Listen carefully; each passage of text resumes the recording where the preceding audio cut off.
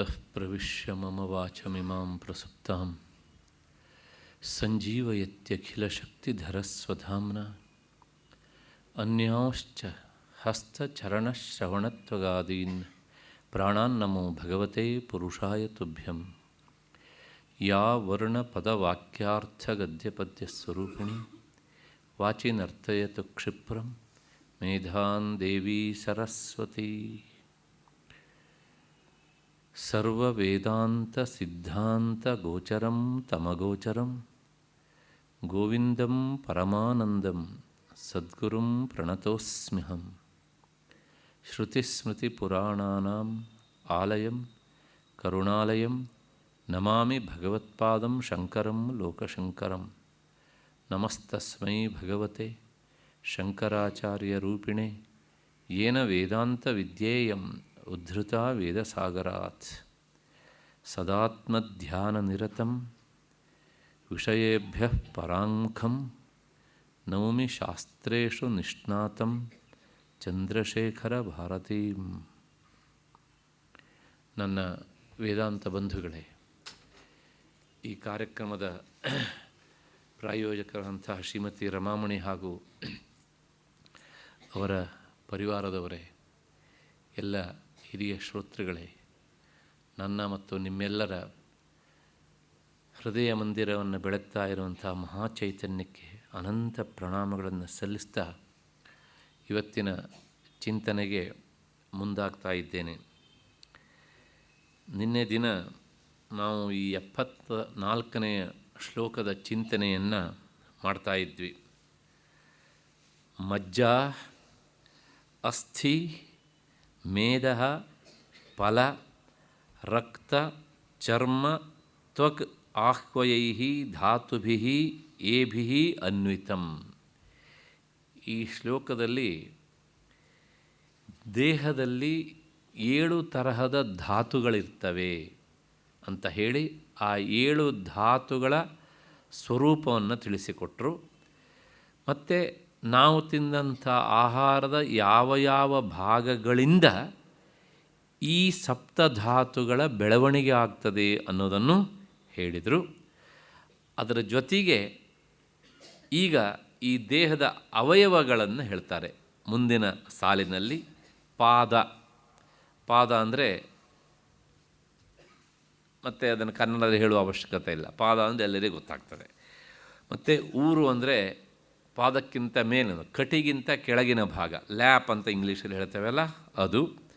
ವಕ್ಷಃ ಅಂದರೆ ಎದೆ, ಭುಜ ಅಂದರೆ ತೋಳು, ಪೃಷ್ಠ ಅಂದರೆ ಬೆನ್ನು, ಮಸ್ತಕ ಅಂದರೆ ತಲೆ. ಈ ಎಲ್ಲ ಅಂಗೈಹಿ ಉಪಾಂಗೈಹಿ ಅಂತ. ಇದನ್ನು ಕೇಳಿದಾಗ ನಿಮಗೊಂದು ಸಂಶಯ ಬರುತ್ತೆ. ಕಾಲನ್ನು ಹೇಳಿದ್ರು, ತಲೆಯನ್ನು ಹೇಳಿದ್ರು, ಉರಸ್ಸನ್ನು ಅಂದರೆ ಎದೆಯನ್ನು ಹೇಳಿದ್ರು, ಎಲ್ಲ ಹೇಳಿದ್ರು, ಅವ್ರು ಕೈಯನ್ನು ಹೇಳಿಲ್ವಲ್ರಿ, ಅದೇ ಮುಖ್ಯ ಅಲ್ವಾ ಅಂದರೆ ಹೌದು. ಆ ಪಾದ ಅನ್ನುವ ಶಬ್ದ ಹೇಳಿದ್ರಿಂದಲೇ ಕೈ ಅನ್ನೋದು ಸಹ ಸೇರಿಬಿಡುತ್ತೆ. ಅದು ಹಸ್ತಕ್ಕೂ ಉಪಲಕ್ಷಣ ಅಂತ. ಉಪಲಕ್ಷಣ ಅಂದರೆ ಆ ಸಮುದಾಯಕ್ಕೆ ಸೇರಿದ ಒಂದು ಶಬ್ದವನ್ನು ಹೇಳಿದರೆ ಅಲ್ಲಿ ಉಳಿದ ಮಿಕ್ಕ ಶಬ್ದಗಳು ಸಹ ಬಂದುಬಿಡುತ್ತವೆ, ಮಿಕ್ಕ ವಸ್ತುಗಳು ಸಹ ಬಂದುಬಿಡ್ತವೆ ಅನ್ನೋದು ಶಾಸ್ತ್ರದ ಅರ್ಥ. ಹಾಗಾಗಿ ಆ ಹಸ್ತಕ್ಕೆ ಉಪಲಕ್ಷಣವಾಗಿ ಪಾದ ಅಂತ ಸೇರಿ ಇರ್ತದೆ. ಅದರೊಳಗೆ ಹಸ್ತಸ್ಯಾಪಿ ಉಪಲಕ್ಷಣಂ. ಮತ್ತು ಅಲ್ಲೊಂದು ಶಬ್ದ ಉಂಟು, ಇವೆಲ್ಲ ಅಂಗಗಳು, ಇನ್ನು ಮತ್ತು ಕೆಲವು ಉಪಾಂಗಗಳು ಅಂತ. ಈ ಉಪಾಂಗಗಳು ಯಾವ್ಯಾವುದು ಅಂದರೆ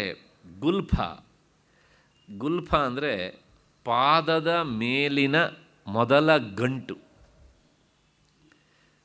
ಅದಕ್ಕೆ ಗುಲ್ಫ ಅಂತ ಕರೀತಾರೆ. ಅದಕ್ಕೆ ಅರ್ಥ ಎಲ್ಲಿವರೆಗೂ ಉಂಟು ಕೇಳಿದರೆ ಪಾದದ ಮೇಲ್ಭಾಗದವರೆಗೂ ಸಹ ಅರ್ಥ ಬರ್ತದೆ ಗುಲ್ಫ ಅಂತ. ಅದಾದಮೇಲೆ ಜಾನು, ಈ ಮಂಡಿ ಮತ್ತು ಗುಲ್ಫದ ಮಧ್ಯದ ಭಾಗಕ್ಕೆ ಜಾನು ಅಂತ ಕರೀತಾರೆ. ಅದಾದ ಮೇಲೆ ಜಂಘ ಅಂದರೆ ಈ ಮಂಡಿಯ ಸನಿಹದ ಭಾಗಗಳು. ಕನ್ನಡದ ಹೇಳ್ತಾರಲ್ಲ, ಅವನನ್ನು ನೋಡಿದ್ದೇ ಇವನಿಗೆ ಜಂಘಾಬಲ ಹುಡುಗಿ ಹೋಯಿತು ಅಂತ. ಅದೇನೇ ಕೈಕಾಲು ನಡುಗೋದಕ್ಕೆ ಶುರು ಆಯಿತು ಅನ್ನೋದು ತಾತ್ಪರ್ಯ ಅಷ್ಟೇ. ನಮಗಿದೆಲ್ಲ ಗೊತ್ತಿರ್ತದೆ, ಆದರೆ ತಕ್ಷಣ ಕೇಳಿಬಿಟ್ರೆ ಹಂಗಂದ್ರೆ ಏನು ರೀ ಅಂತ ಕೇಳಿಬಿಟ್ರೆ ಕಕ್ಕಾಬಿಕ್ಕಿ ಆಗಿಬಿಡ್ತೀವಿ ನಾವು. ಹಾಗಾಗಿ ಜಂಘ ಅಂದರೆ ಆ ಭಾಗ ಹೀಗೆ ಅಂತ. ಆದಿಭಿ ಉಪಯುಕ್ತಂ ಸಹಿತಂ ಇವುಗಳಿಂದ ಕೂಡಿದ್ದು. ಹೀಗೆ ಇವೆಲ್ಲ ನಮ್ಮ ಪ್ರತ್ಯಕ್ಷದಲ್ಲಿ ಅನುಭವದಲ್ಲಿ ಇವೆ. ದೇಹ ಆಯಿತು, ದೇಹದ ಒಳಗಿರುವಂಥ ಸಪ್ತ ಧಾತುಗಳ ವಿಚಾರವನ್ನು ಹೇಳಿದ್ದಾಯಿತು. ಈ ಪಾದಗಳಿಂದಲೇ ನಾವು ಗಚ್ಛಾಮಿ ಹೋಗ್ತೇನೆ, ಮತ್ತು ಬರ್ತೇನೆ, ತಿಷ್ಠಾಮಿ ನಿಂತ್ಕೊಂಡಿದ್ದೇನೆ ಅಂತೆಲ್ಲ, ಲಂಘಯಾಮಿ ದಾಟುತ್ತೇನೆ, ಕೈಯಿಂದ ಗೃಹಾಮಿ ತೆಗೆದುಕೊಳ್ತೇನೆ ಅಂತೆಲ್ಲ ಈ ಆದಾನ ಮತ್ತು ವಿಹಾರ ಕ್ರಿಯೆಗಳನ್ನೆಲ್ಲ ನಾವು ಮಾಡ್ತಾ ಇರ್ತೇವೆ. ಇವೆಲ್ಲ ಈ ಅವಯವಗಳಿಂದ ಸಪ್ತ ಧಾತುಗಳಿಂದ ಕೂಡಿದಂತಹ ಈ ಶರೀರ ಉಂಟಲ್ಲ, ಇದು ನಮಗೆ ಅಹಂಕಾರಕ್ಕೆ ಆಶ್ರಯ. ಅಹಂಕಾರ ಅಂದರೆ ನಾನು ನಾನು ಅಂತ ಹೇಳ್ಕೊಳ್ತಾ ಇರ್ತೇವಲ್ಲ, ಈ ನಾನು ಅಂತ ಹೇಳಿದ ತಕ್ಷಣ ನಾವು ತೋರಿಸೋದು ಯಾವುದನ್ನು ಅಂದರೆ ಈ ಕಾಲಿಂದ ಹಿಡಿದು ತಲೆವರೆಗಿರುವಂತಹ ಸಪ್ತ ಧಾತುಗಳಿಂದ ಕೂಡಿದ ಈ ಅಂಗ ಉಪಾಂಗಗಳಿಂದ ಕೂಡಿದಂತಹ ದೇಹವನ್ನು ತೋರಿಸುವವನು ಒಬ್ಬ, ತೋರಿಸಲ್ಪಡುವುದು ಇದು. ಅಷ್ಟರಲ್ಲೇ ಗೊತ್ತಾಗುತ್ತೆ ತೋರಿಸುವವನು ತೋರಿಸಲ್ಪಡುವುದು ಅಲ್ಲ ಅಂತ. ಮುಂದೆ ಆ ವಿವರಣೆ ಹೆಚ್ಚಾಗಿ ಬರುತ್ತೆ. ಇಷ್ಟಾದ ಮೇಲೆ ಮತ್ತೆ ಒಂದು ವಿವರಣೆ ಕೊಡ್ತಾರೆ ಗುರುಗಳು. ಇದೆಲ್ಲ ಸರಿ, ಆದರೆ ಇದರ ಹಣೆ ಬರಹ ಏನು ಅಂದರೆ ಅನೇಕ ವಿಧ ದೋಷಾಶ್ರಯತ್ವೇಪಿ. ಮತ್ತು ನಾನು ಕನ್ನಡದಲ್ಲಿ ಹೇಳೋ ಅವಶ್ಯಕತೆ ಇಲ್ಲ, ಬಹಳ ಸುಲಲಿತವಾದ ಶಬ್ದ. ಎಲ್ಲರ ದೇಹದಲ್ಲೂ ಸಹ ಯಾವುದಾದರೂ ಒಂದು ತರಹದ ದೋಷ ಇದ್ದೇ ಇರುತ್ತೆ. ಕೆಲವರಿಗೆ ಹೊರಗಿನಿಂದ ಮತ್ತು ಕೆಲವರಿಗೆ ಒಳಗಿನಿಂದ ಏನಾದರೂ ಒಂದು ಬಹಳಷ್ಟು ದೋಷಗಳಿರ್ತವೆ. ಆದರೆ ಅತಿ ಪ್ರೇಮಾಸ್ಪದತ್ವೇನ, ನಿನ್ನೆ ನಾನು ಹೇಳಿದ್ದೇನೆ, ಇದ್ರ ಬಗ್ಗಿರುವಷ್ಟು ಪ್ರೀತಿ ಪ್ರೇಮ ಪ್ರಪಂಚದಲ್ಲಿ ಇನ್ನು ಯಾವ ವಸ್ತುಗಳ ಬಗ್ಗೂ ಇರೋದಿಲ್ಲ. ಆ ವಸ್ತುಗಳ ಬಗ್ಗೆ ಪ್ರೀತಿ ಇದ್ರೂ ಸಹ ಅವುಗಳ ಮೇಲಿರುವ ಪ್ರೀತಿಯೂ ಸಹ ಈ ನಿಮಿತ್ತವಾಗಿಯೇ ಇರ್ತದೆ. ಹಾಗಾಗಿ ದೇಹದ ಬಗ್ಗೆ ಎಲ್ಲಿಲ್ಲದ ಪ್ರೀತಿ ಇರುತ್ತದೆ. ಮೋಹಾಸ್ಪದಂ, ಮೋಹ ಅಂದರೆ ಅಜ್ಞಾನ. ಇದ್ರ ಬಗ್ಗೆ ಎಲ್ಲಿಲ್ಲದ ಆ ಪ್ರೀತಿ, ಎಲ್ಲಿ ಬಹಳ ಪ್ರೀತಿ ಇರುತ್ತದೆಯೋ ಅಲ್ಲಿ ಗೊತ್ತಿಲ್ಲದೇ ಅಜ್ಞಾನವು ಆವರಿಸಿಬಿಡ್ತದೆ. ಆತ್ಮತ್ವ ಭ್ರಮಸ್ಯ ಆಶ್ರಯ, ಅಷ್ಟು ಹೆಚ್ಚೇಕೆ ಹಾಗೆ ಮುಂದಕ್ಕೆ ಇದ್ದರೆ ಈ ದೇಹವೇ ಆತ್ಮ ಎನ್ನುವಷ್ಟರ ಮಟ್ಟಿಗೆ ಆ ಪ್ರೀತ್ಯತಿಶಯದಿಂದ ಮನುಷ್ಯ ಭಾವಿಸಿ ಬಿಡ್ತಾನೆ ಅಂತ. ಅಷ್ಟ ಹಿನ್ನೆಲೆಯಲ್ಲಿ ಕೊನೆಗೆ ಒಂದು ಮಾತು ಹೇಳ್ತಾರೆ, ಅನೇಕ ಪದಾರ್ಥ ಸಂಘಾತ ರೂಪತ್ವಾತ್. ದೇಹ ಅಂದರೆ 7 ಧಾತುಗಳಿಂದ ಕೂಡಿದ್ದು, ಹೀಗೆ ಅಂಗ ಉಪಾಂಗಗಳಿಂದ ಕೂಡಿದ್ದು, ಇಷ್ಟೆಲ್ಲ ದೋಷಗಳಿಗೆ ಕಾರಣವಾದದ್ದು, ಈ ಎಲ್ಲ ಕ್ರಿಯೆಗಳನ್ನು ಸಹ ಮಾಡುವಂಥದ್ದು. ಹೇಗಿದೆ ಕೇಳಿದರೆ, ಇದನ್ನು ಒಂದು ಮಾತಲ್ಲಿ ಹೇಳಬೇಕು ಅಂದರೆ, ಒಂದು ಮನೆಯಲ್ಲಿ ಕಂಬ, ಕಿಟಕಿ ಮತ್ತು ಬಾಗಿಲು, ಗೋಡೆ, ರೂಫು, ಸ್ಟೇರ್ಕೇಸು, ಬೇರೆ ಬೇರೆ ರೂಮುಗಳು ಎಲ್ಲ ಇರುವ ಹಾಗೆ ಈ ದೇಹವು ಒಂದು ಮನೆ ಇದ್ದ ಹಾಗೇ. ಈ ದೃಷ್ಟಾಂತ ಯಾಕೆ ಕೊಡ್ತಾರೆ ಅಂದರೆ, ಮನೆ ಮನೆಗಾಗಿ ಇರ್ತದೆಯೋ ಮನೆಯ ಯಜಮಾನನಿಗಾಗಿ ಇರ್ತದೆಯೋ? ಯಾವುದಾದ್ರೂ ಮನೆಗಾಗಿ ಮನೆ ಕಟ್ತಾರಾ? ಇಲ್ಲ. ಹಾಗಿದ್ರೆ ಮನೆಯಲ್ಲಿ ವಾಸ ಮಾಡುವ ಯಜಮಾನನಿಗಾಗಿ, ಒಟ್ಟಾರೆ ಆ ಮನೆಯ ಸ್ವಾಮಿ ಒಬ್ಬ ಇರ್ತಾನೆ. ಅವನಾದರೂ ಇರಲಿ, ಬಾಡಿಗಾದರೂ ಕೊಡಲಿ, ಅವನ ಸ್ವಾಮಿತ್ವ ಅನ್ನೋದಿದ್ದೇ ಇರ್ತದೆಯಲ್ಲ. ಹಾಗೆ ಮನೆಯಂತಿರುವಂಥ ಈ ದೇಹವು ಇನ್ಯಾವನಿಗೋ ಒಬ್ಬನಿಗಾಗಿರಬೇಕಲ್ಲ. ಅಂದರೆ ಇದನ್ನು ಆಳುವವನು, ಇದರ ಒಡೆಯ ಒಬ್ಬ ಇರಬೇಕು. ಹೇಗೆ ಅಂದರೆ ಮನೆಗಾಗಿ ಇರದೆ ಮನೆ ಯಜಮಾನನಿಗಾಗಿ ಇರುವಂತೆ ದೇಹವು ದೇಹಕ್ಕಾಗಿ ಇರದೆ ದೇಹದ ಸ್ವಾಮಿಯಾದ ಒಬ್ಬನಿಗಾಗಿ ಇರುತ್ತೆ. ಹಾಗಿದ್ರೆ who is that swami of this body? ಮನೆಯ ಯಜಮಾನ ಯಾರು, ದೇಹದ ಯಜಮಾನ ಯಾರು ಅಂತ ಅರ್ಥ. ಅಂದರೆ ಹೇಳ್ತಾರೆ, ಗೃಹಾದೀನಾಂ ಯಥಾ ಸ್ವಾಮ್ಯರ್ಥತ್ವಂ, ಮನೆ ಹೇಗೆ ಸ್ವಾಮಿಗಾಗಿ ಯಜಮಾನನಿಗಾಗಿ ಒಡೆಯನಾಗಿರುತ್ತೋ ಹಾಗೆಯೇ ಏವಂ ಪರಾರ್ಥತ್ವಮಿತಿ ಜ್ಞಾಪಯಿತು, ಹಾಗೆ ಈ ದೇಹವೂ ಸಹ ಪರಾರ್ಥಕ್ಕಾಗಿ, ದೇಹಕ್ಕಾಗಿ ಅಲ್ಲ ಇನ್ನೊಬ್ಬನಿಗಾಗಿ ಇದೆ. ನೀನಿಲ್ಲಿ ನೋಡಬೇಕಾದದ್ದು ಈ ಮನೆ ಯಾರಿಗೆ ಸೇರಿದ್ದ ಅವನನ್ನು ತಿಳಿಯೋದಕ್ಕೋಸ್ಕರ ಮನೆಗೆ ಬಂದಿದ್ದೀಯೇ.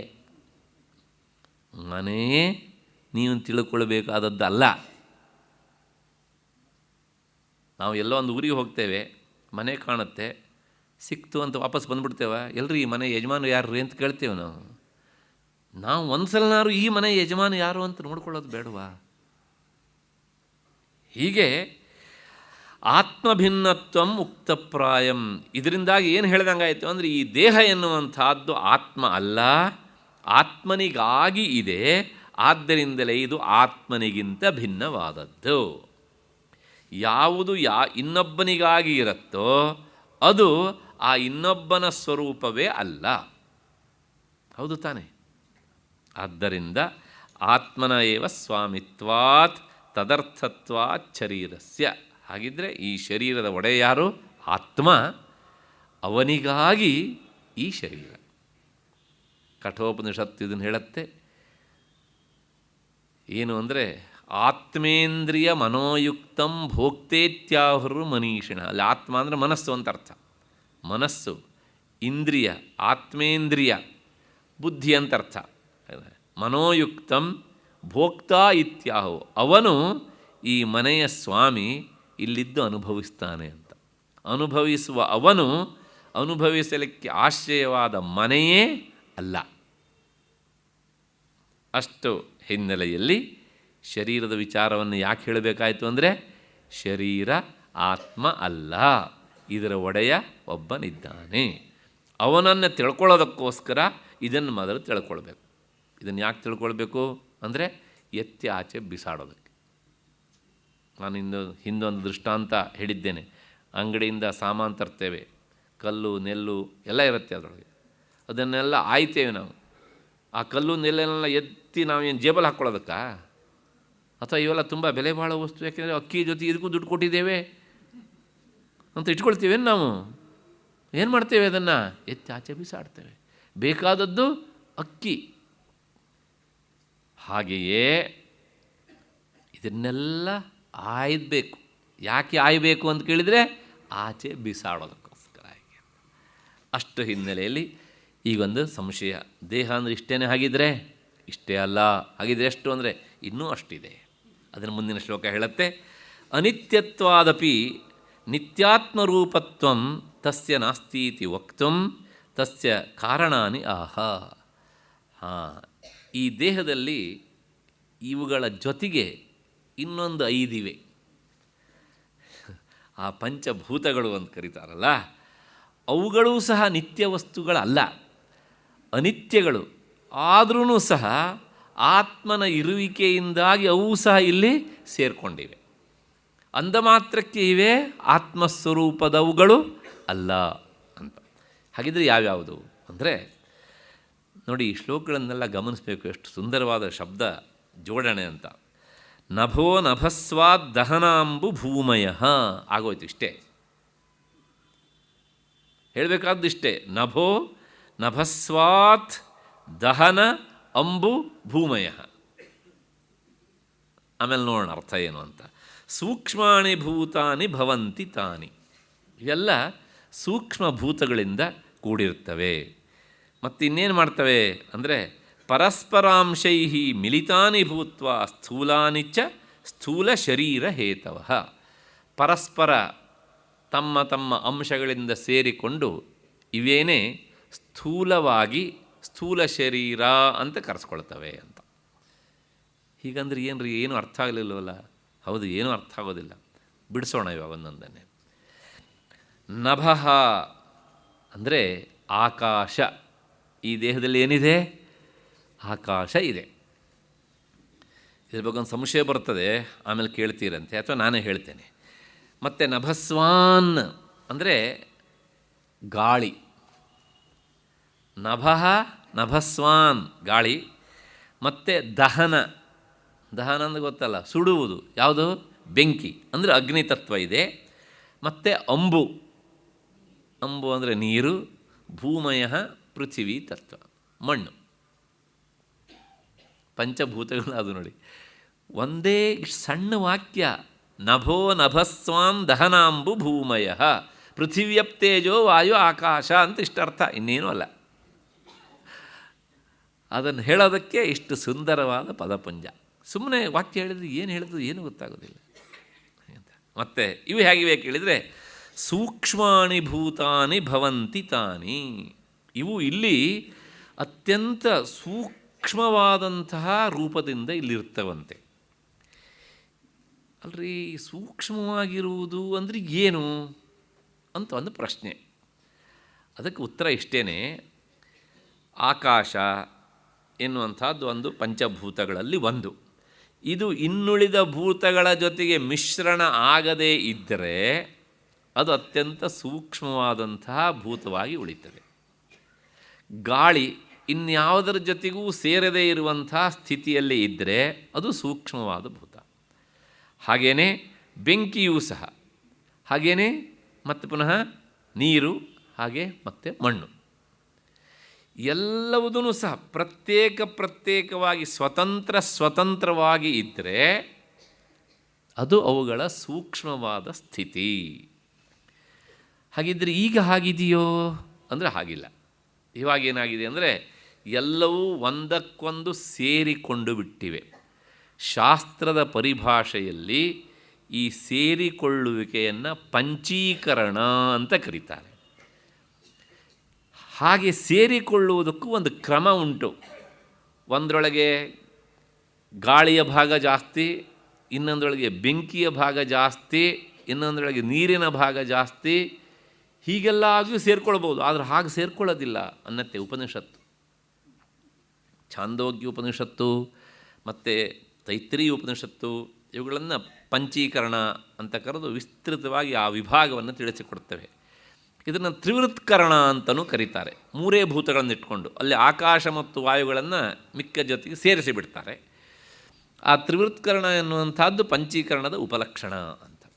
ನಮಗೆ ಸ್ಪಷ್ಟವಾಗಿ ತಿಳ್ಕೊಳ್ಬೇಕಂದ್ರೆ ಪಂಚಭೂತಗಳು ಅಂತ ಹೇಳ್ತಿರ್ತೇವಲ್ಲ, ಅದಕ್ಕೋಸ್ಕರ ಈ ಐದೂ ಸಹ ಒಂದರ ಜೊತೆಗೆ ಒಂದು ಹೇಗೆ ಸೇರುತ್ತೆ, ಶಾಸ್ತ್ರದ ವ್ಯವಸ್ಥೆ ಏನು ಅನ್ನೋದನ್ನು ಈ ಶ್ಲೋಕ ಹೇಳುತ್ತೆ.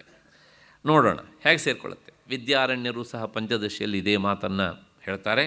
ದ್ವಿಧಾ ವಿಧಾಯ ಚೈಕೈಕಂ ಚತುರ್ಧಾ ಪ್ರಥಮಂ ಪುನಃ ಸ್ವಸ್ವೇತರ ದ್ವಿತೀಯಾಂಶೈ ಯೋಜನಾತ್ ಪಂಚತೆ. ಇದು ವಿದ್ಯಾರಣ್ಯರು ಪಂಚದಶಿಯಲ್ಲಿ ಉಪನಿಷತ್ತಿನ ಹಿನ್ನೆಲೆಯಲ್ಲಿ ಹೇಳಿದಂಥ ಪಂಚೀಕರಣಕ್ಕೆ ಸಂಬಂಧಪಟ್ಟಂಥ ಶ್ಲೋಕ. ಹೇಗೆ ಪಂಚೀಕರಣ ಅಂದರೆ, ಇದು ಶಾಸ್ತ್ರದ ವಿಚಾರ, ಅಪ್ಪಟ ಶಾಸ್ತ್ರದ ವಿಚಾರ. ಪೃಥಿವಿ, ಅಪ್, ತೇಜೋ, ವಾಯು, ಆಕಾಶಗಳಿವೆ, ಸೂಕ್ಷ್ಮವಾದ ತತ್ವಗಳು. ನಮಗೆ ಅರ್ಥ ಆಗಲಿ ಅಂತ ಶಾಸ್ತ್ರಕಾರ ಹೇಳ್ತಾರೆ. ಈ ಒಂದೊಂದನ್ನು ಸಹ ಸರಿಯಾಗಿ ಎರಡೆರಡು ಭಾಗ ಮಾಡಬೇಕು. 16 ಅಣೆಯಷ್ಟಿದೆ ಅಂತ ಅಂದ್ಕೊಳ್ಳಿ. ಒಂದೊಂದನ್ನು ಎರಡೆರಡು ಭಾಗ ಮಾಡಿದರೆ 8 ಅಣೆ ಆಯಿತು ಅಲ್ವಾ. ಈಗ ಮೊದಲನೇದು ಆಕಾಶ. ಆಕಾಶದ ಸರಿಯಾಗಿ 2 ಭಾಗ ಮಾಡೋದು. ಒಂದು ಭಾಗ 50% ಆಚೆ ಎತ್ತಿಟ್ಬಿಡೋದು. ಇನ್ನು 50 ಭಾಗ ಉಂಟಲ್ಲ, ಅರ್ಧ ಭಾಗ, ಅದರೊಳಗೆ ಮತ್ತೆ 4 ಪೀಸಾಗಿ ಮಾಡೋದು. 1/8 ಮನಸ್ಸಿಗೆ ಬರ್ತಾ ಇದೆ ಅಂತ ಅಂದ್ಕೊಂಡಿದ್ದೇನೆ. ಆ 4 ಪೀಸನ್ನಾಗಿ ಮಾಡೋದು. ಹಾಗೆ ಇದು ಆಕಾಶವನ್ನು ಹೀಗೆ ಮಾಡೋದು. ಮತ್ತು ಮುಂದೆ ಆಕಾಶದಿಂದ ನಂತರ ಬರುವಂಥದ್ದು ಗಾಳಿ, ಅದನ್ನು ಹೀಗೆ ಮಾಡಬೇಕು. ಅದಾದಮೇಲೆ ಮತ್ತು ಪುನಃ ನೀರನ್ನು ಹಾಗೆ ಮಾಡಬೇಕು, ಮತ್ತು ಅಗ್ನಿಯನ್ನು ಹಾಗೆ ಮಾಡಬೇಕು, ಪೃಥ್ವಿಯನ್ನು ಹಾಗೆ ಮಾಡಬೇಕು. ಎಲ್ಲದರಲ್ಲೂ ಈಗೇನಾಯಿತು, ಒಂದು 50, ಮಿಕ್ಕಿದ್ದೆಲ್ಲ 1 ಅಂದರೆ 2 2 2 2 ಹೀಗೆ ಅಲ್ವಾ. ಹೀಗಾಯಿತು.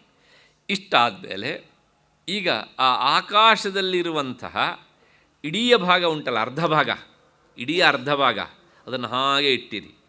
ಆ 2 ಅಂಶದ ಅಂದರೆ 1/8 4 ಪೀಸ್ ಮಾಡಿದ್ದೇವಲ್ಲ, ಅದನ್ನು ತಂದು ಆ ಗಾಳಿಯ ವಾಯುವಿನ 50% ಭಾಗ ಉಂಟಲ್ಲ ಅದಕ್ಕೆ ಸೇರಿಸ್ಬೇಕು.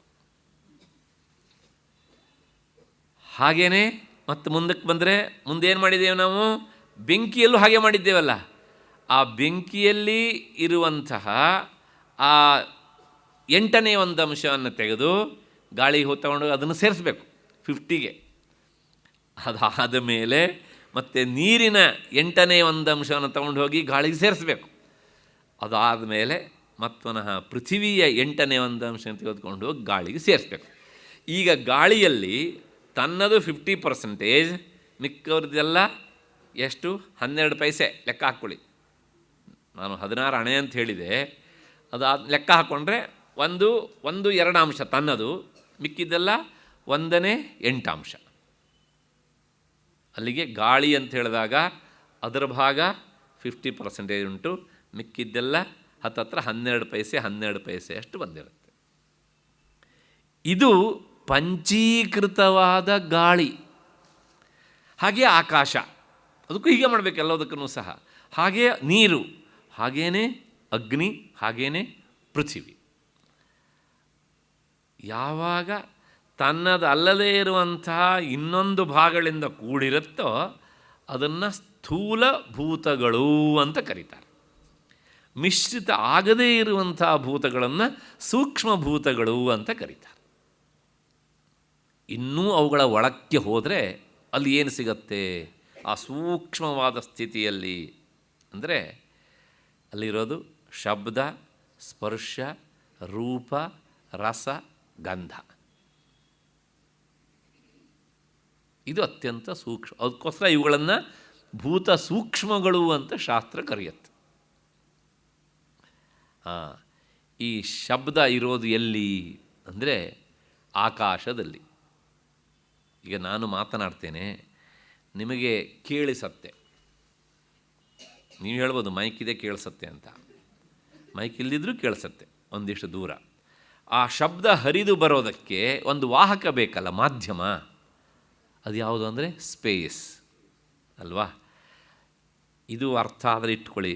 ಅದಿಲ್ಲದಿದ್ದರೆ ಈ ರೇಡಿಯೋ ಸ್ಟೇಷನ್ನಲ್ಲಿ ರೆಕಾರ್ಡ್ ಮಾಡಿರ್ತಾರೆ, ತರಂಗಗಳ ಮೂಲಕ ಅದನ್ನು ಬಿಡ್ತಾರೆ.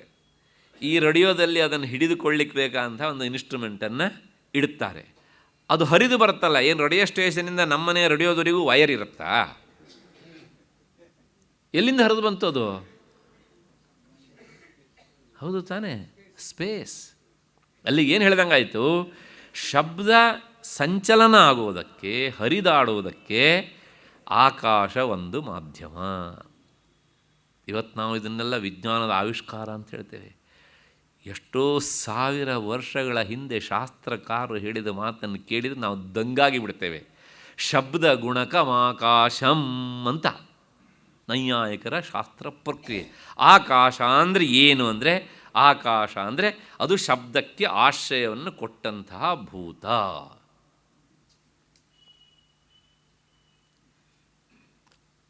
ಏನಿತ್ತು ಆವತ್ತಿದನ್ನು ಕಂಡುಹಿಡಿಯೋದಕ್ಕೆ? ಅದಕ್ಕೋಸ್ಕರ ಶಾಸ್ತ್ರಕಾರರ ಆ ತೀಕ್ಷ್ಣವಾದ ಬುದ್ಧಿಯನ್ನು ನಾವು ಅಲ್ಲಗಳೆಯೋದಕ್ಕಾಗೋದಿಲ್ಲ. 2 ಕೈ ಎತ್ತಿ ನಮಸ್ಕಾರ ಮಾಡಬೇಕು ಅವರಿಗೆ. ಶಬ್ದ ಗುಣಕಂ ಆಕಾಶಂ, ಶಬ್ದವೇ ಆಕಾಶದ ಗುಣ ಅಂತ. ಹೀಗೆ ಎಲ್ಲದರಲ್ಲೂ ಸಹ ಒಂದೊಂದು ಭೂತಗಳ ಈ 1ನೇ 8 ಅಂಶ ಸೇರಿಕೊಂಡಿರುತ್ತೆ. ಅದರಿದ್ದು 1-2 ಅಂಶ ಇರುತ್ತೆ. ಇದು ಮಿಶ್ರಿತವಾದಂಥದ್ದು. ಈಗ ಮಧ್ಯೆಲ್ಲ ಒಂದು ಪ್ರಶ್ನೆ ಏನು ಅಂದರೆ, ಈ ದೇಹದಲ್ಲಿ ಇವಿಷ್ಟು ಇವೆ. ಎಷ್ಟಿವೆ? ಈ ಸ್ಥೂಲವಾದ ಸೂಕ್ಷ್ಮವಾದ ಭೂತಗಳೂ ಇವೆ, ಮತ್ತು ಸ್ಥೂಲವಾದಂತಹ ಭೂತಗಳು ಇವೆ. ಸೂಕ್ಷ್ಮವಾದವುಗಳಂದರೆ ಅವುಗಳನ್ನು ಶಬ್ದ, ಸ್ಪರ್ಶ, ರೂಪ, ರಸಗಳು ಅಂತ ಕರೀತಾರೆ. ಮತ್ತು ಸ್ಥೂಲವಾದವುಗಳು ಅಂದರೆ ಪೃಥಿವಿ, ತೇಜೋ, ವಾಯು, ಆಕಾಶ. ಈಗ ನಮಗೊಂದು ಸಂಶಯ, ಅಲ್ರಿ ಆಕಾಶ ಹೊರಗಡೆ ಇದೆ, ಈ ದೇಹದೊಳಗಡೆ ಎಲ್ಲಿದೆ ರೀ? ನಾನು ಆಗಲೇ ಹೇಳಿದ್ನಲ್ಲ, ಒಂದು ಸಂಶಯ ಬರುತ್ತೆ ಅಂತ. ಸದ್ಯ ಯಾರಿಗೂ ಬಂದಿಲ್ಲ ಅದು. ಆಕಾಶ ಇದೆಯಾ? ಆಕಾಶ ಇದೆ. ಇದರೊಳಗೆ ಆಕಾಶ ಇದೆ. ಆಕಾಶ ಅಂದರೆ ಏನು ಅಂದರೆ, ಯಾವುದು ಅವಕಾಶವನ್ನು ಮಾಡಿಕೊಡುತ್ತೋ ಅದು ಆಕಾಶ. ಈಗ ಅಲ್ಲಿಂದ ನೀವು ಇಲ್ಲಿ ಬರ್ತೀರಾ ಅಂದರೆ ಅಲ್ಲಿ ಆಕಾಶ ಇರಬೇಕು. ಆಕಾಶ ಇದ್ದದ್ರಿಂದಲೇ ಬರೋದಕ್ಕಾಯ್ತು. ಯಾಕೆಂದರೆ ನೀವು ಬರೋದಕ್ಕೆ ಅದು ಅವಕಾಶವನ್ನು ಮಾಡಿಕೊಡುತ್ತೆ. ಹೌದು ತಾನೇ? ಹಾಗೆ ಇಲ್ಲಿ ಆಕಾಶ ಇದೆ. ಅಲ್ಲೇ ಅದು ಹೇಗೆ ಗೊತ್ತಾಗುತ್ತೆ ರೀ ಅಂದರೆ, ನೋಡಿ, ನಾವು ಅನ್ನದ ತುತ್ತನ್ನು ಅಥವಾ ಯಾವುದೋ ತಿಂಡಿ ತುತ್ತನ್ನು ಬಾಯಿ ಹಾಕ್ಕೊಳ್ತೇವಲ್ಲ, ಅದು ಒಳಗೆ ಹೋಗತ್ತೆ. ಒಳಗೆ ಹೋಗಬೇಕು ಅಂದರೆ ಅದು ಹೋಗೋದಕ್ಕೆ ಅವಕಾಶ ಮಾಡಿಕೊಟ್ರೆ ತಾನೇ ಹೋಗೋದು. ಆದ್ದರಿಂದ ಅಲ್ಲಿ ಅವಕಾಶ ಇದೆ. ಆದ್ದರಿಂದ ಆ ವಸ್ತು ಹೋಗುತ್ತೆ, ಆದ್ದರಿಂದ ಅಲ್ಲಿ ಆಕಾಶ ಇದೆ ಅಷ್ಟೆ. ಎಲ್ಲಿ ಆಕಾಶ ಇಲ್ವೋ ಅಲ್ಲಿ ಒಂದು ವಸ್ತು ಒಳಗಡೆ ಅಥವಾ ಹೊರಗಡೆ ಹೋಗ್ಲಿಕ್ಕಾಗೋದಿಲ್ಲ. ಈಗ ಈ ಗೋಡೆ ಇದೆ, ಈ ಗೋಡೆ ಒಳಗಡೆ ಆಕಾಶ ಇಲ್ಲ, ಅದಕ್ಕೋಸ್ಕರ ನಾವು ಗೋಡೆ ಒಳಗಡೆ ಹಾಕ್ಕೊಂಡು ಹೋಗ್ಲಿಕ್ಕೆ ಆಗೋದಿಲ್ಲ. ಆಗತ್ತಾ? ಇಲ್ಲ. ಹಾಗೆಯೇ ದೇಹದಲ್ಲಿ ಎಲ್ಲವೂ ಇವೆ, ಪಂಚಭೂತಗಳು ಅಷ್ಟೂ ಇಲ್ಲಿವೆ. ಆಕಾಶ ಇದೆ, ವಾಯು ಇದೆ, ಅದ್ರ ಬಗ್ಗೆ ನಮ್ಮ ಸಂಶಯ ಇಲ್ಲ. ಯಾಕೆಂದರೆ ಮೂಗಲ್ಲಿ ನಮ್ಗೆ ಗಾಳಿ ಬರ್ತಿದ್ರೆ ಬಾಯಲ್ಲಿ ಬರ್ತಾ ಇರುತ್ತಲ್ಲ, ಅಥವಾ ಇನ್ನು ಕೆಲವು ಸಲ ಬರಬಾರ್ದಲ್ಲ ಬರುತ್ತಲ್ಲ. ಹಾಗಾಗಿ ಈ ವಾಯುವಿನ ಅಸ್ತಿತ್ವದ ಬಗ್ಗೆ ನಮ್ಗೆ ಸಂಶಯ ಇಲ್ಲ. ಹಾಂ, ಹಾಗಿದ್ರೆ ಮುಂದಕ್ಕೆ ಹೋದರೆ ಒಂದುಂಟು ದಹನ, ಬೆಂಕಿಯೂ ಇದೆ, ಟೆಂಪ್ರೇಚರ್ ಗೊತ್ತಾಗುತ್ತಲ್ಲ. ಅದೇನಾದ್ರು ಕಡಿಮೆ ಆಯಿತು ಅಂದ್ರೆ ಮತ್ತೆ ಆಯಿತು ಅಂತ ಅರ್ಥ ಅಲ್ವಾ? ನೋಡಿ, ಪಂಚಭೂತಗಳು ಅಷ್ಟೂ ಇಲ್ಲಿವೆ. ನಮಗೆ ಮುಖ್ಯ ಸಂಶಯ ಆಕಾಶದ ಬಗ್ಗಿತ್ತು, ಅದು ಪರಿಹಾರ ಆಗಿದೆ. ಆಕಾಶ ಇಲ್ಲ ಅಂತಾರೆ. ಇನ್ನೊಮ್ಮೆ ಹೇಳ್ತೇನೆ, ನಾಳೆಯಿಂದ ನಮಗೆ ಅಲ್ಲ, ಇವತ್ತಿಂದಲೇ ನಮ್ಮಂತ ಊಟ ಮಾಡಲಿಕ್ಕೆ ಆಗೋದಿಲ್ಲ, ತಿಂದ ಆಹಾರ ಒಳಗೆ ಹೋಗುವುದಿಲ್ಲ. ಹಾಗಾಗಿ ಆಕಾಶ ಇದೆ, ಮತ್ತು ನಭಸ್ವಾನ್ ಗಾಳಿ ಇದೆ, ಮತ್ತು ಪುನಃ ಇನ್ನೇನುಂಟು? ದಹನ, ಬೆಂಕಿಯೂ ಉಂಟು. ಅದಾದಮೇಲೆ ಅಂಬು ನೀರು ಉಂಟು. ಅದಕ್ಕೋಸ್ಕರನೇ ಸ್ವೆಟ್ ಬರುತ್ತೆ. ಇಲ್ಲದಿದ್ದರೆ ಸ್ವೆಟ್ ಹೇಗಿರಿ ಬರುತ್ತೆ? ಹೌದು ತಾನೆ? ಆ ಸ್ವೆಟ್ ಬಂದಿದ್ದರಿಂದಲೇ ಗೊತ್ತಾಗುತ್ತೆ ಜಲಾಂಶ ಇದೆ ಅಂತ. ಆಯಿತು. ನೆಕ್ಸ್ಟ್ ಅದಾದಮೇಲೆ ಭೂಮಯ. ಭೂಮಯ ಅಂದರೆ ಪೃಥಿವಿ ಅಂಶ, ಅದೂ ಉಂಟು. ಮಣ್ಣು, ಯಾಕೆಂದರೆ ಇದು ಮತ್ತು ಕೆಲವು ಜನರಿಗೆ ಸಂಶಯ, ಇಲ್ಲೆಲ್ರಿ ಮಣ್ಣು ಉಂಟು ಅಂದರೆ, ನಾನು ಪ್ರಾಯಶಃ ಇನ್ನೊಂದು ಸಲ ಹೇಳಿದ್ದೇನೆ, ಇಲ್ಲಿ ಮಣ್ಣು ಉಂಟು. ಯಾಕೆ ಅಂದರೆ ನಾವು ಅನ್ನವನ್ನು ಊಟ ಮಾಡ್ತೇವೆ. ಅನ್ನ ಆದದ್ದು ಅಕ್ಕಿಯಿಂದ, ಅಕ್ಕಿ ಆದದ್ದು ಭತ್ತದಿಂದ, ಭತ್ತ ಆದದ್ದು ಭತ್ತದ ಗಿಡದಿಂದ, ಭತ್ತದ ಗಿಡ ಬೆಳೆದಿದ್ದು ಮಣ್ಣಿಂದ. ಹಾಗಾಗಿ ನಾವು ಅನ್ನ ತಿಂತೇವೆ ಅಂದರೂ ಒಂದೇ, ಮಣ್ಣು ತಿಂತೇವೆ ಅಂದರೂ ಒಂದೇ. ಹುಡುಕ್ತಾ ಹೋಗಿ ಕಾರಣವನ್ನು. ಗೋಧಿ ರೊಟ್ಟಿ ತಿಂತೇನೆ ಅಂದರೂ ಒಂದೇ, ಮಣ್ಣು ತಿಂತೇನೆ ಅಂದರೂ ಒಂದೇ. ಯಾವುದೇ ಆಹಾರ, ಹಣ್ಣನ್ನು ತಿಂತೇವೆ, ಹಣ್ಣು ಸಹ ಪೃಥಿವಿಯ ಅಂಶವೇ. ನೋಡಿ, ಈ ಚಮತ್ಕಾರ ನೋಡಬೇಕು. ಒಂದೇ ಜಾಗದಲ್ಲಿ ನೀವು ಮಾವಿನ ಗಿಡವನ್ನು ನೆಡಿ, ಹುಣಸೆ ಗಿಡವನ್ನು ಹಾಕಿ, ಹಲಸಿನ ಗಿಡವನ್ನು ಹಾಕಿ, ಈ ಎಲ್ಲದಕ್ಕೂ ಏನೇನು ಬೇಕೋ ಅದನ್ನು ಆ ಮಣ್ಣು ಕೊಡುತ್ತೆ ಅಲ್ವಾ? ಹಾಗಾಗಿ ನಾವು ಹಲಸಿನ ಹಣ್ಣು ತಿಂದರೂ ಮಣ್ಣು ತಿಂದ ಹಾಗೆ, ಮಾವಿನ ಹಣ್ಣು ತಿಂದರೂ ಮಣ್ಣು ತಿಂದ ಹಾಗೆ, ಅನ್ನ ಊಟ ಮಾಡಿದರೂ ಮಣ್ಣು ತಿಂದ ಹಾಗೇನೆ. ಆದರೆ ಮನೆಗೆ ಬಂದವರಿಗೆ ಅನ್ನ ಬಡಿಸ್ಬೇಕಿದ್ರೆ ಸ್ವಲ್ಪ ಮಣ್ಣು ಬಡಿಸ್ಲ ಅಂತ ಕೇಳಬೇಡಿ ಅಷ್ಟೇ. ಏಕೆಂದರೆ ಇಲ್ಲಿ ಹೇಳ್ತಾ ಇರುವುದು ವೇದಾಂತದ ವಿಚಾರ. ನಾವು ಏನೇ ವಿಚಾರ ಮಾಡಿದರೂ ಸಹ ಕಾರ್ಯದಿಂದ ಕಾರಣಕ್ಕೆ ಹೋಗಿ ವಿಚಾರ ಮಾಡ್ತೇವೆ. ಅಲ್ಲಿ ಹೇಳುವುದು ಕಾರಣ ವಿಚಾರ ಅಲ್ಲ, ಹೊಟ್ಟೆ ಹಸಿವಾದಂತಹ ವ್ಯಕ್ತಿಗೆ ಆದರ ಆತಿಥ್ಯವನ್ನು ತೋರಿಸುವಂತಹ ಒಂದು ಸನ್ನಿವೇಶ. ಶಾಸ್ತ್ರದ ದೃಷ್ಟಿಯಲ್ಲಿ ಹೇಳಬೇಕು ಅಂದರೆ ಅಪ್ರಿಯ ಆದರೂ ಸತ್ಯ. ಅವನು ಅನ್ನ ತಿಂತಾನೆ ಅಂದರೂ ಒಂದೇ, ಮಣ್ಣು ತಿಂತಾನೆ ಅಂದರೂ ಒಂದೇ. ಆದರೆ ನಾವು ಹಾಗೆ ಹೇಳಬಾರ್ದು ಅಲ್ವಾ? ಅದಕ್ಕೋಸ್ಕರ ಏನಾಗುತ್ತೆ, ನಾವು ಏನಾದರೂ ತಿನ್ನಲಿ, ನಮ್ಮ ದೇಹದಿಂದ ಹೊರ ಬಂದ ಮೇಲೆ ಅದಷ್ಟೂ ಸಹ ಪೃಥಿವೀ ಅಂಶವೇ ಆಗಿಬಿಡುತ್ತೆ.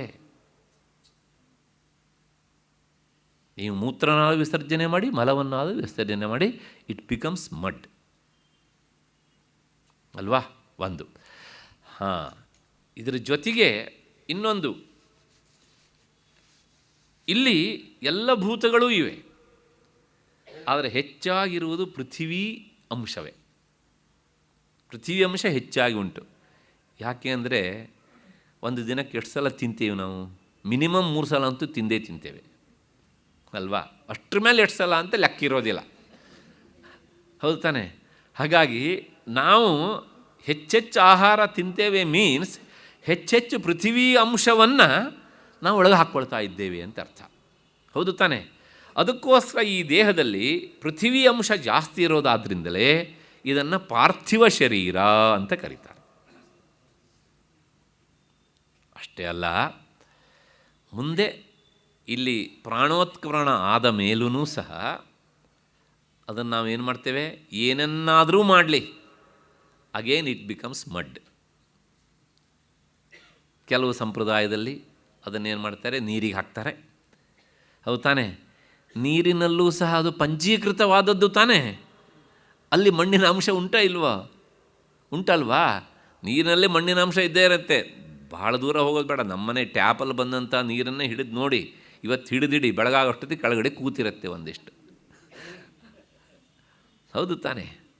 ನೀವು ನೀರಿಗೆ ಹಾಕಿದರೂ ಸಹ ಅದೇನಾಗುತ್ತೆ, ಆ ಭಾಗಗಳೆಲ್ಲ ಅದು ಏನು ಕೊಳತೋ ನೀರಾಗಿ ಏನಾಗಿ ಮತ್ತೆ ಪುನಃ ಅದು ಮಣ್ಣೆ ಆಗುತ್ತೆ.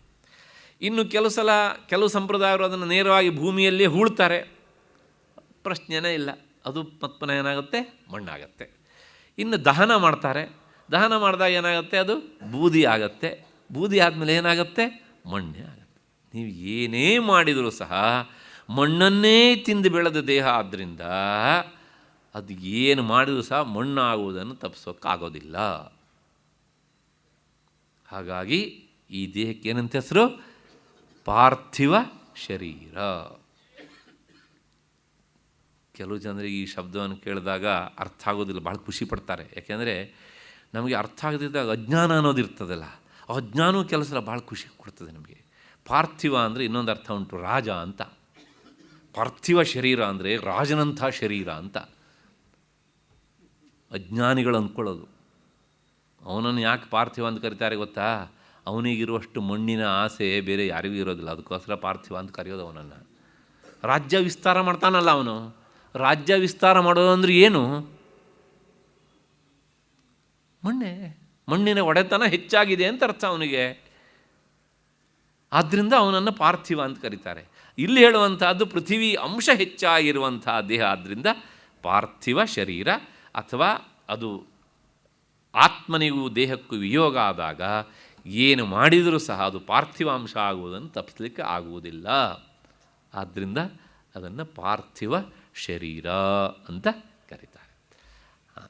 ಇಷ್ಟೆಲ್ಲ ಹೇಳಿದ್ದು ಯಾಕೆ ಅಂದರೆ ಇದು ಸಹ ಆತ್ಮ ಅಲ್ಲ ಅಂತ ತಿಳ್ಕೊಳ್ಳೋದಕ್ಕೆ. ಯಾಕೆ ಇದನ್ನು ಕೇಳ್ತಾ ತುಂಬ ಇಂಟ್ರೆಸ್ಟಿಂಗ್ ಆಗಿದೆಯಲ್ಲ ಅಂಥೇಳಿ ನಾವು ಅದ್ರ ಜೊತೆಗೆ ಹೋಗಬಾರ್ದು.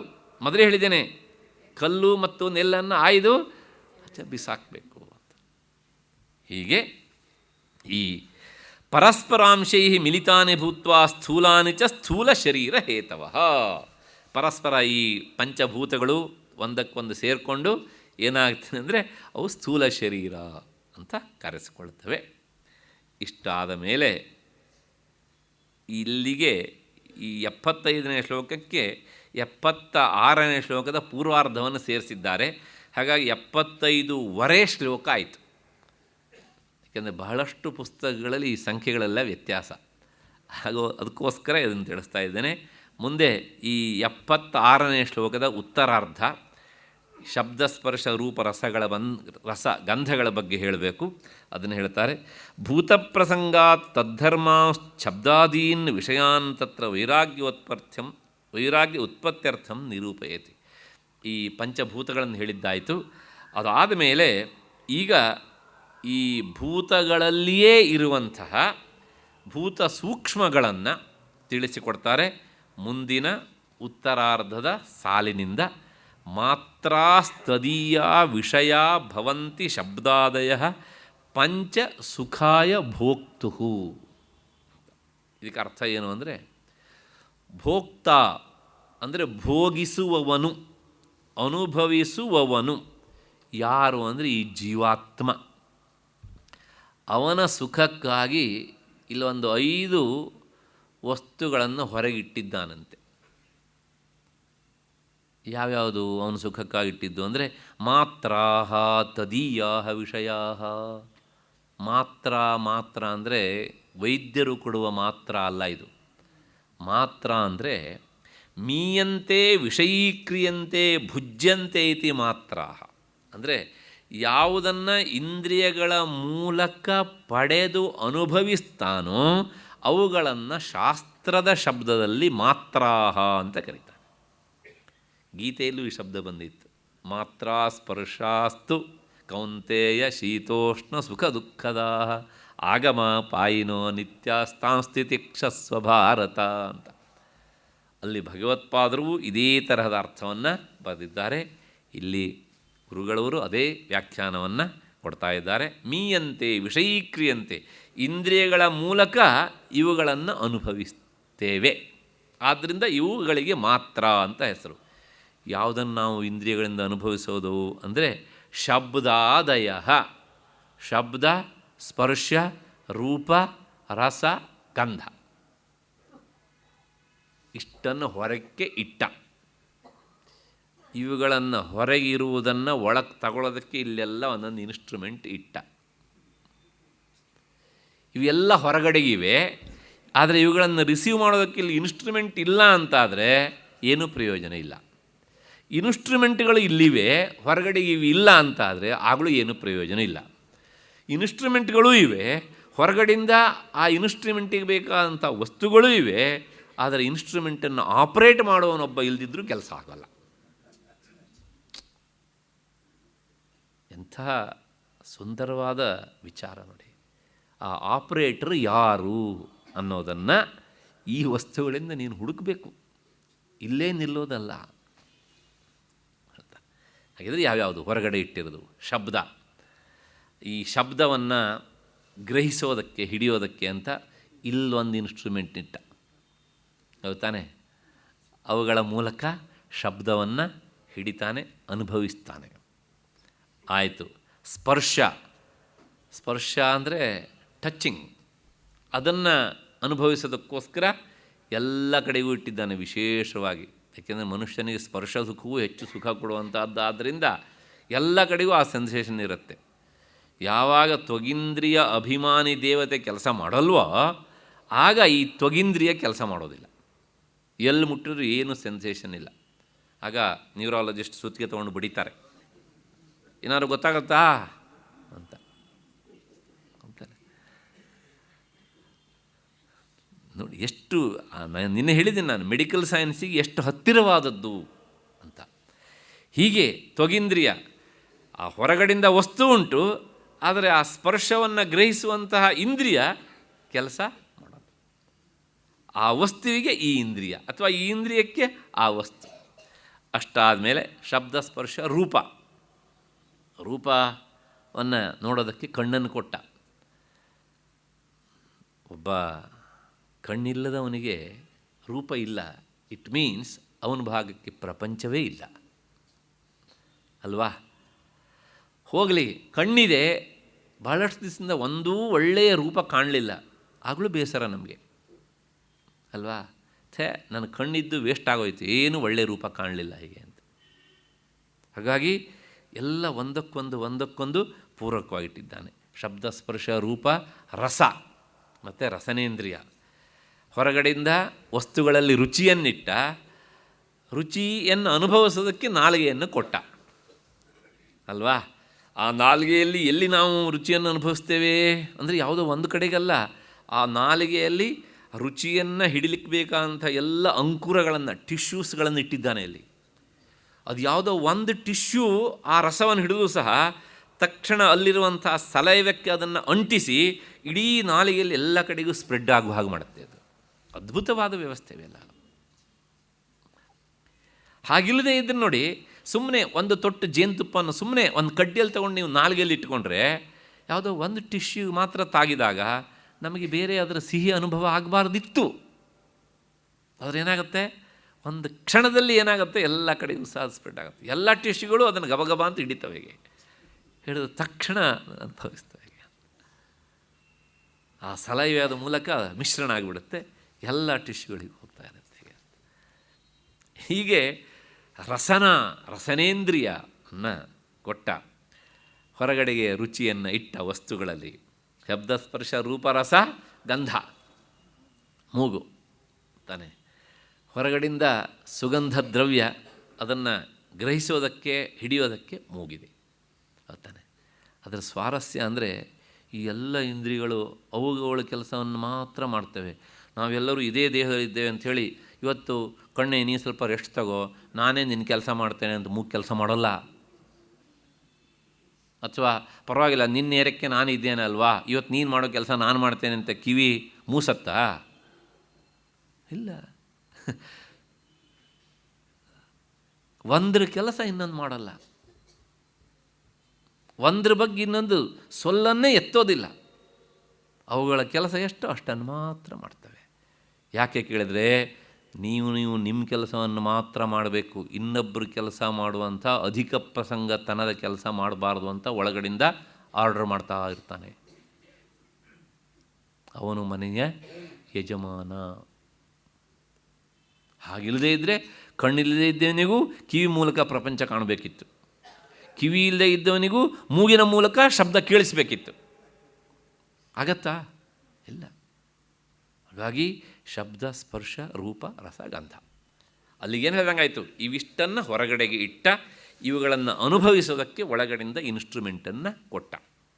ಅಲ್ಲಿಗೆ ಈ ಭೌತಿಕ ಪ್ರಪಂಚದ ಸುಖ ಅಂದರೆ ಇಷ್ಟೇ, ಇದರ ಆಚೆ ಇನ್ನೇನೂ ಇಲ್ಲ. ನಾನು ಬಹಳ ಸುಖಪಟ್ಟೆ.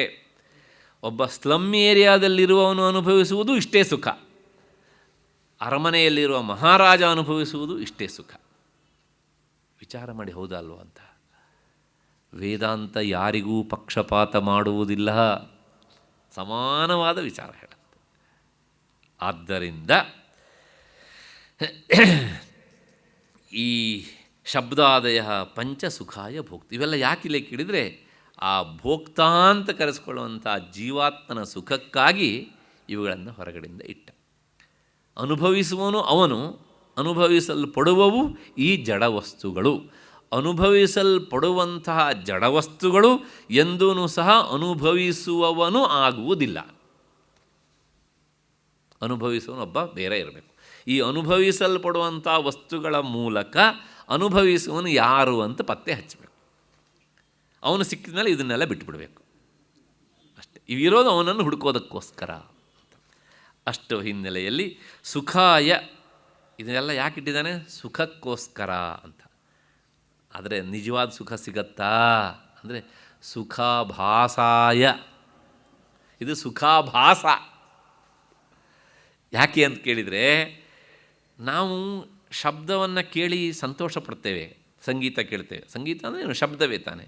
1 ತಾಸು ಕೇಳ್ತೇವೆ, 1.5 ತಾಸು ಕೇಳ್ತೇವೆ, 2 ತಾಸು ಕೇಳ್ತೇವೆ, ಆಮೇಲೆ ಅದನ್ನೆಲ್ಲ ಬಂದ್ ಮಾಡಿ ಸುಮ್ಮನೆ ಸಾಕು, ಅದು ಸಾಕು ಅಂತ ಅನಿಸುತ್ತೆ. ಅದು ನಿಜವಾಗಿಯೂ ಸುಖವೇ ಆದದ್ದಿದ್ದರೆ 24 ಅವರ್ಸ್ ಕೇಳಿದರೂ ನಮಗೆ ಬೇಸರ ಬರಬಾರ್ದಿತ್ತು ಅಲ್ವಾ? ಆದರೆ ಬೇಸರ ಬರುತ್ತೆ. ಅಂದರೆ ಅದು ಆತ್ಯಂತಿಕವಾದ ಸುಖವನ್ನು ಕೊಡುವುದಿಲ್ಲ, ಅದು ಕೊಡುವುದು ತಾತ್ಕಾಲಿಕವಾದ ಸುಖ. ಹಾಗಾಗಿ ಅದು ಪೂರ್ಣ ಸುಖ ಅಲ್ಲ, ಅದು ಸುಖಾಭಾಸ. ಹಾಗೆ ಸುವಾಸನೆ, ಎಲ್ಲ ಹೋಗಬೇಕು ಅಂತ ಏನೋ ಹಾಕ್ಕೊಂಡು ಹೋಗ್ತೇವೆ, ಸೆಂಟು ಪಿಂಟು ಅಂತೆಲ್ಲ ಅಲ್ವಾ? ಹಾಕಿದ್ದು ಸ್ವಲ್ಪ ಜಾಸ್ತಿ ಆದರೆ ನಮಗೆ ಇರಿಟೇಷನ್. ಅದು ನಿಜವಾಗಿಯೂ ಸುಖವನ್ನು ಕೊಡುವಂತಿದ್ದರೆ ಎಷ್ಟು ಸುರ್ಕೊಂಡ್ರೂ ಹೆಚ್ಚು ಖುಷಿ ಆಗಬೇಕಿತ್ತು. ಕೆಲವು ಸಲ ನಮಗೆ ಎಷ್ಟರ ಮಟ್ಟಿಗೆ ಬೇಸರ ಆಗುತ್ತೆ ಕೇಳಿದರೆ, ಈ ಕೆಲವು ಜನ ಹಾಕ್ಕೊಳ್ಳುವಂಥ ಸೆಂಟುಗಳೇ ಬೇರೆ ಇರ್ತವೆ. ಆ ಸೆಂಟಿನ ವಾಸನೆಯಿಂದಲೇ ಗೊತ್ತಾಗುತ್ತೆ, ಓಹೋ ಇದು ಇಂಥವ್ರ ಸೆಂಟು ಅಂತ. ಉದಾಹರಣೆಗೆ ನಿನ್ನೆ ಇವತ್ತು ಎಲ್ಲ ನಾವು ನೋಡ್ತೇವೆ ಅಲ್ವಾ, ಅತ್ತರ್ ಅಂತ.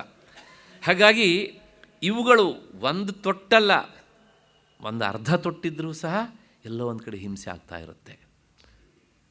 ಅದು ನಿಜವಾಗಿಯೂ ಸುಖ ಕೊಡುವಂತಿದ್ದರೆ ಎಷ್ಟಿದ್ರೂ ನಮಗೆ ಬೇಸರ ಆಗಬಾರ್ದಿತ್ತು. ಅದೇನಾಗುತ್ತೆ, ನಮಗೆ ಎಷ್ಟು ಮಟ್ಟಿಗೆ ಬೇಸರ ಆಗುತ್ತೆ ಕೇಳಿದ್ರೆ, ಕೆಲವು ಸಲ ಇಲ್ಲ ಈ ಬಸ್ಸಲ್ಲಿ ಹೋಗಲಿಕ್ಕೆ ಆಗೋಲ್ಲ, ಇವತ್ತು ಮುಂದಿನ ಸ್ಟಾಪಲ್ಲಿ ನಾನು ಇಳಿದು ಬಿಡ್ತೇನೆ, ಬೇರೆ ಬಸ್ಸಲ್ಲಿ ಹೋಗೋಣ ಅಂತ ಇಳಿದು ಹತ್ತಿದರೆ ಅಲ್ಲೂ ಮತ್ತು ಅದೇ ಸೆಂಟೆ. ನಾನು ಏನು ಹೇಳ್ತಾ ಇದ್ದೇನೆ ಅಂತ ಪ್ರಾಯಶಃ ಅರ್ಥ ಇದೆ ಅಂತ ಅಂದ್ಕೊಂಡಿದ್ದೇನೆ. ಹೀಗೆ ಅಷ್ಟು ಹಿನ್ನೆಲೆಯಲ್ಲಿ ಇವೆಲ್ಲ ಸುಖ ಕೊಡ್ತಾವೋ ಅಂದರೆ ನಿಜವಾದ ಸುಖ ಕೊಡೋದಿಲ್ಲ. ಇವೆಲ್ಲ ಸುಖಾಭಾಸ. ಶಬ್ದವೂ ಅಷ್ಟೇ, ಸ್ಪರ್ಶವೂ ಅಷ್ಟೇ. ಯಾವುದನ್ನು ಒಂದನ್ನು ಮುಟ್ಟಿದ ಸಂತೋಷ ಆಗುತ್ತೆ. ಎಷ್ಟೊತ್ತು ಒಂದು ಮುಟ್ಕೊಂಡಿರೋದು ಅದನ್ನೇ ಅಲ್ವಾ? ಹೀಗೆ ಶಬ್ದ, ಸ್ಪರ್ಶ ಮತ್ತು ರೂಪ, ಏನೋ ಚಂದದ ವಸ್ತು ನೋಡೋಣ, 1 ತಾಸು ನೋಡೋಣ. ಯಾವುದೋ ಒಬ್ಬ ಕವಿ ಚಿತ್ರ ಬಿಡಿಸಿಟ್ಟಿದ್ದಾನೆ, ಬಾಣಭಟ್ಟನ ಅಚ್ಚೋದ ಸರೋವರ ಬಿಡಿಸಿದ್ದಾನೆ. ಎಷ್ಟೊತ್ತು ಸರೋವರ ನೋಡೋದು, ಕೊನೆಗೆ ಅನ್ನಿಸ್ತದೆ ಎಷ್ಟೊತ್ತು ನೋಡಿದರೂ ಆ ಸರೋವರದಲ್ಲಿ ಮಿಂದಂಗೆ ಆಗ್ತದೆಯಾ, ಸ್ನಾನ ಮಾಡ್ದಂಗೆ ಆಗೋದಿಲ್ಲ. ಸುಖಾಭಾಸ. ಹೀಗೆ ಇಷ್ಟೆಲ್ಲ ಹಿನ್ನೆಲೆಯಲ್ಲಿ ಗುರುಗಳು ವ್ಯಾಖ್ಯಾನ ಬರೀತಾರೆ, ಇದು ನಿಜವಾಗಿಯೂ ಸುಖವ, ಸುಖಾಯ ಅಲ್ಲ ಸುಖಾಭಾಸಾಯ. ಸುಖದ ಆಭಾಸವೇ ಹೊರತು ನಿಜವಾದ ಸುಖ ಅಲ್ಲ. ಶಬ್ದಾದಯ ಶಾಸ್ತ್ರೇ ತತ್ರ ತತ್ರ ಪಂಚ ತನ್ಮಾತ್ರ ಇತಿ ವ್ಯವಹ್ರಿಯಂತೆ. ಇವುಗಳನ್ನೇ, ಈ ಶಬ್ದ, ಸ್ಪರ್ಶ, ರೂಪ, ರಸ, ಗಂಧಗಳನ್ನೇ ಶಾಸ್ತ್ರದಲ್ಲಿ ಏನಂತ ಕರೆದಿದ್ದಾರೆ? ಪಂಚ ತನ್ಮಾತ್ರೆಗಳು ಅಂತ ಕರೆದಿದ್ದಾರೆ. ಅಷ್ಟು ಹಿನ್ನೆಲೆಯಲ್ಲಿ ಈ ದೇಹದಲ್ಲಿ ಶಬ್ದ ಸ್ಪರ್ಶ ರೂಪ ರಸಗಂಧಗಳು ಸಹ ಇವೆ, ನಾವು ಅನುಭವಿಸ್ತಾ ಇರ್ತೇವೆ. ಇವುಗಳನ್ನು ಯಾಕೆ ತಿಳ್ಕೊಳ್ಬೇಕು? ಇವು ಸಹ ಆತ್ಮವಸ್ತು ಅಲ್ಲ ಅಂತ ನಿರ್ಧಾರ ಮಾಡೋದಕ್ಕೋಸ್ಕರ ತಿಳ್ಕೊಳ್ಬೇಕು. ಎಲ್ಲ ನೆಗೆಟಿವ್ ಆಗಿ ಹೀಗೆ ಅಂತ. ಇಷ್ಟಾದ ಮೇಲೆ ಅಲ್ಲ, ಇವುಗಳು ಆತ್ಮ ವಸ್ತು ಅಲ್ಲದೆ ಇರ್ಬೋದು, ಬಟ್ ನಮಗೇನು ತೊಂದರೆ ಕೊಡೋದಿಲ್ವಲ್ಲ, ಇವು ಇದ್ಕೊಂಡು ಹೋಗಲಿ ಬಿಡ್ರಿ, ಆತ್ಮನ ಪಕ್ಕದಲ್ಲೇ ಇವೆ ಇರಲಿ ಅಂತಂದರೆ ಮುಂದಿನ ಶ್ಲೋಕ ಅದು ಹೇಳುತ್ತೆ. ಇವು ಏನೆಲ್ಲ ಅನರ್ಥ ಮಾಡ್ತೇವೆ ಗೊತ್ತಾ? ಇರೋದು 5 ಮಾಡೋದು 500 ತರಹದ 5,000 ಅನರ್ಥ ಮಾಡ್ತವೆ ಇವು ಶಬ್ದ ಸ್ಪರ್ಶ ರೂಪ ರಸಗಂಧಗಳು. ಅದನ್ನು ಮುಂದಿನ ಶ್ಲೋಕ ಹೇಳುತ್ತೆ. ಇದಾನೀಂ ತೇಷಾಂ ಬಂಧಕತ್ವಂ ವಿಶದಯತಿ. ಈ ಭಾಗ ಎಲ್ಲ ಹೇಗಿದೆ ಕೇಳಿದರೆ ದಿಟ್ಟ ಆಚಾರ್ಯ ಶಂಕರರ ಕಾಮೆಂಟ್ರಿ ಹೇಗೆ ಹೋಗುತ್ತೋ ಭಗವದ್ಗೀತೆಗೆ ಅಥವಾ ಸೂತ್ರ ಭಾಷ್ಯಕ್ಕೆ ಹಾಗೆ ಹೋಗುತ್ತೆ. ಒಂದೊಂದು ಆ ಸಂಬಂಧ ವಾಕ್ಯ ಕೊಡ್ತಾರೆ, ಅಷ್ಟರಲ್ಲಿ ಎಲ್ಲವೂ ನಮಗೆ ಸಿಕ್ಕಿಬಿಡುತ್ತೆ. ಮುಂದಿನ ಶ್ಲೋಕ ಏನು ಹೇಳುತ್ತೆ ಅಂತ ಒಂದು ಅದರ ಸಂಗತಿ ವಾಕ್ಯ ಜಿಸ್ಟ್. ಯಯೇಷು ಮೂಢಾ ವಿಷಯೇಷು ಬದ್ಧಾ ರಾಗೋರುಪಾಶೇನ ಸುದುರ್ದಮೇನ ಆಯಾಂತಿ ನಿರ್ಯಾಂತ್ಯಧ ಊರ್ಧ್ವಮುಚ್ಚೈ ಸ್ವಕರ್ಮದೂತೇನ ಜವೇನ ನೀತಾ. ಈ ಪಂಚತನ್ಮಾತ್ರೆಗಳು, ಸೂಕ್ಷ್ಮಭೂತಗಳು ಅಥವಾ ಶಬ್ದಸ್ಪರ್ಶಾದಿ ಇವು ಏನು ಮಾಡ್ತವೆ ಅಂದರೆ, ಇವುಗಳಲ್ಲಿ ಯಾವಾತ ಹೆಚ್ಚಾಗಿ ಪ್ರೀತಿಯಿಂದ ಆಸಕ್ತಿಯನ್ನು ತೋರಿಸ್ತಾನೋ ಅವನನ್ನು ಇವು ಚೆನ್ನಾಗಿ ಬಂಧಿಸಿ ಬಿಡ್ತವಂತೆ. ಯಾಕೆ ಅಂದರೆ ವಾಸ್ತವಿಕವಾಗಿ ಇವು ಆಯಾಂತಿ ನಿರ್ಯಾಂತಿ, ಇವುಗಳು ಮಾಡುವ ತಪ್ಪಿನಿಂದ, ಅಂದರೆ ಇವುಗಳನ್ನು ಅತಿಯಾಗಿ ಪ್ರೀತಿಸಿದ್ದರ ತಪ್ಪಿನಿಂದಾಗಿಯೇ ಈ ಜೀವಿಗಳು ಇಲ್ಲಿ ಬರ್ತಾರೆ ಹೋಗ್ತಾರೆ.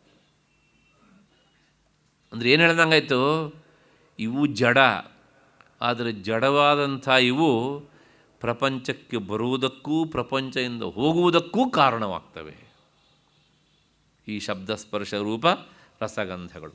ಮತ್ತು ಎಲ್ಲರೂ ಹೋಗೋದು ಅಂದರೆ ಇಲ್ಲ, ಕೆಲವು ಜನ ಏನು ಮಾಡ್ತಾರೆ ಅಂದರೆ ಊರ್ಧ್ವಮುಚ್ಚೈಹಿ ಸ್ವಕರ್ಮದೂತೇನ ಜವೇನ ನೀತಾ, ಅವರವರು ಮಾಡಿದಂಥ ಕರ್ಮದಿಂದಾಗಿ ಮೇಲಕ್ಕೆ ಹೋಗ್ತಾರೆ, ಮತ್ತು ಕೆಲವು ಜನ ಕೆಳಗೆ ಬೀಳ್ತಾರೆ.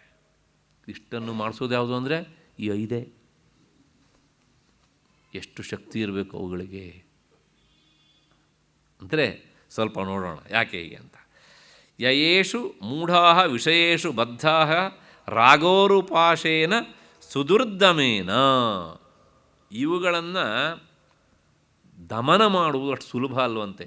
ಅದಕ್ಕೋಸ್ಕರ ಸುದುರ್ದಮೇನ ನೋಡೋಣ, ವಿಚಾರ ಮಾಡಿ. ಒಂದು ದಿವಸ ಈ ಶಬ್ದ ಸ್ಪರ್ಶ ರೂಪ ರಸ ಗಂಧ ಯಾವುದು 5 ನಾನು ಅನುಭವಿಸದೇ ಇರ್ತೇನೆ.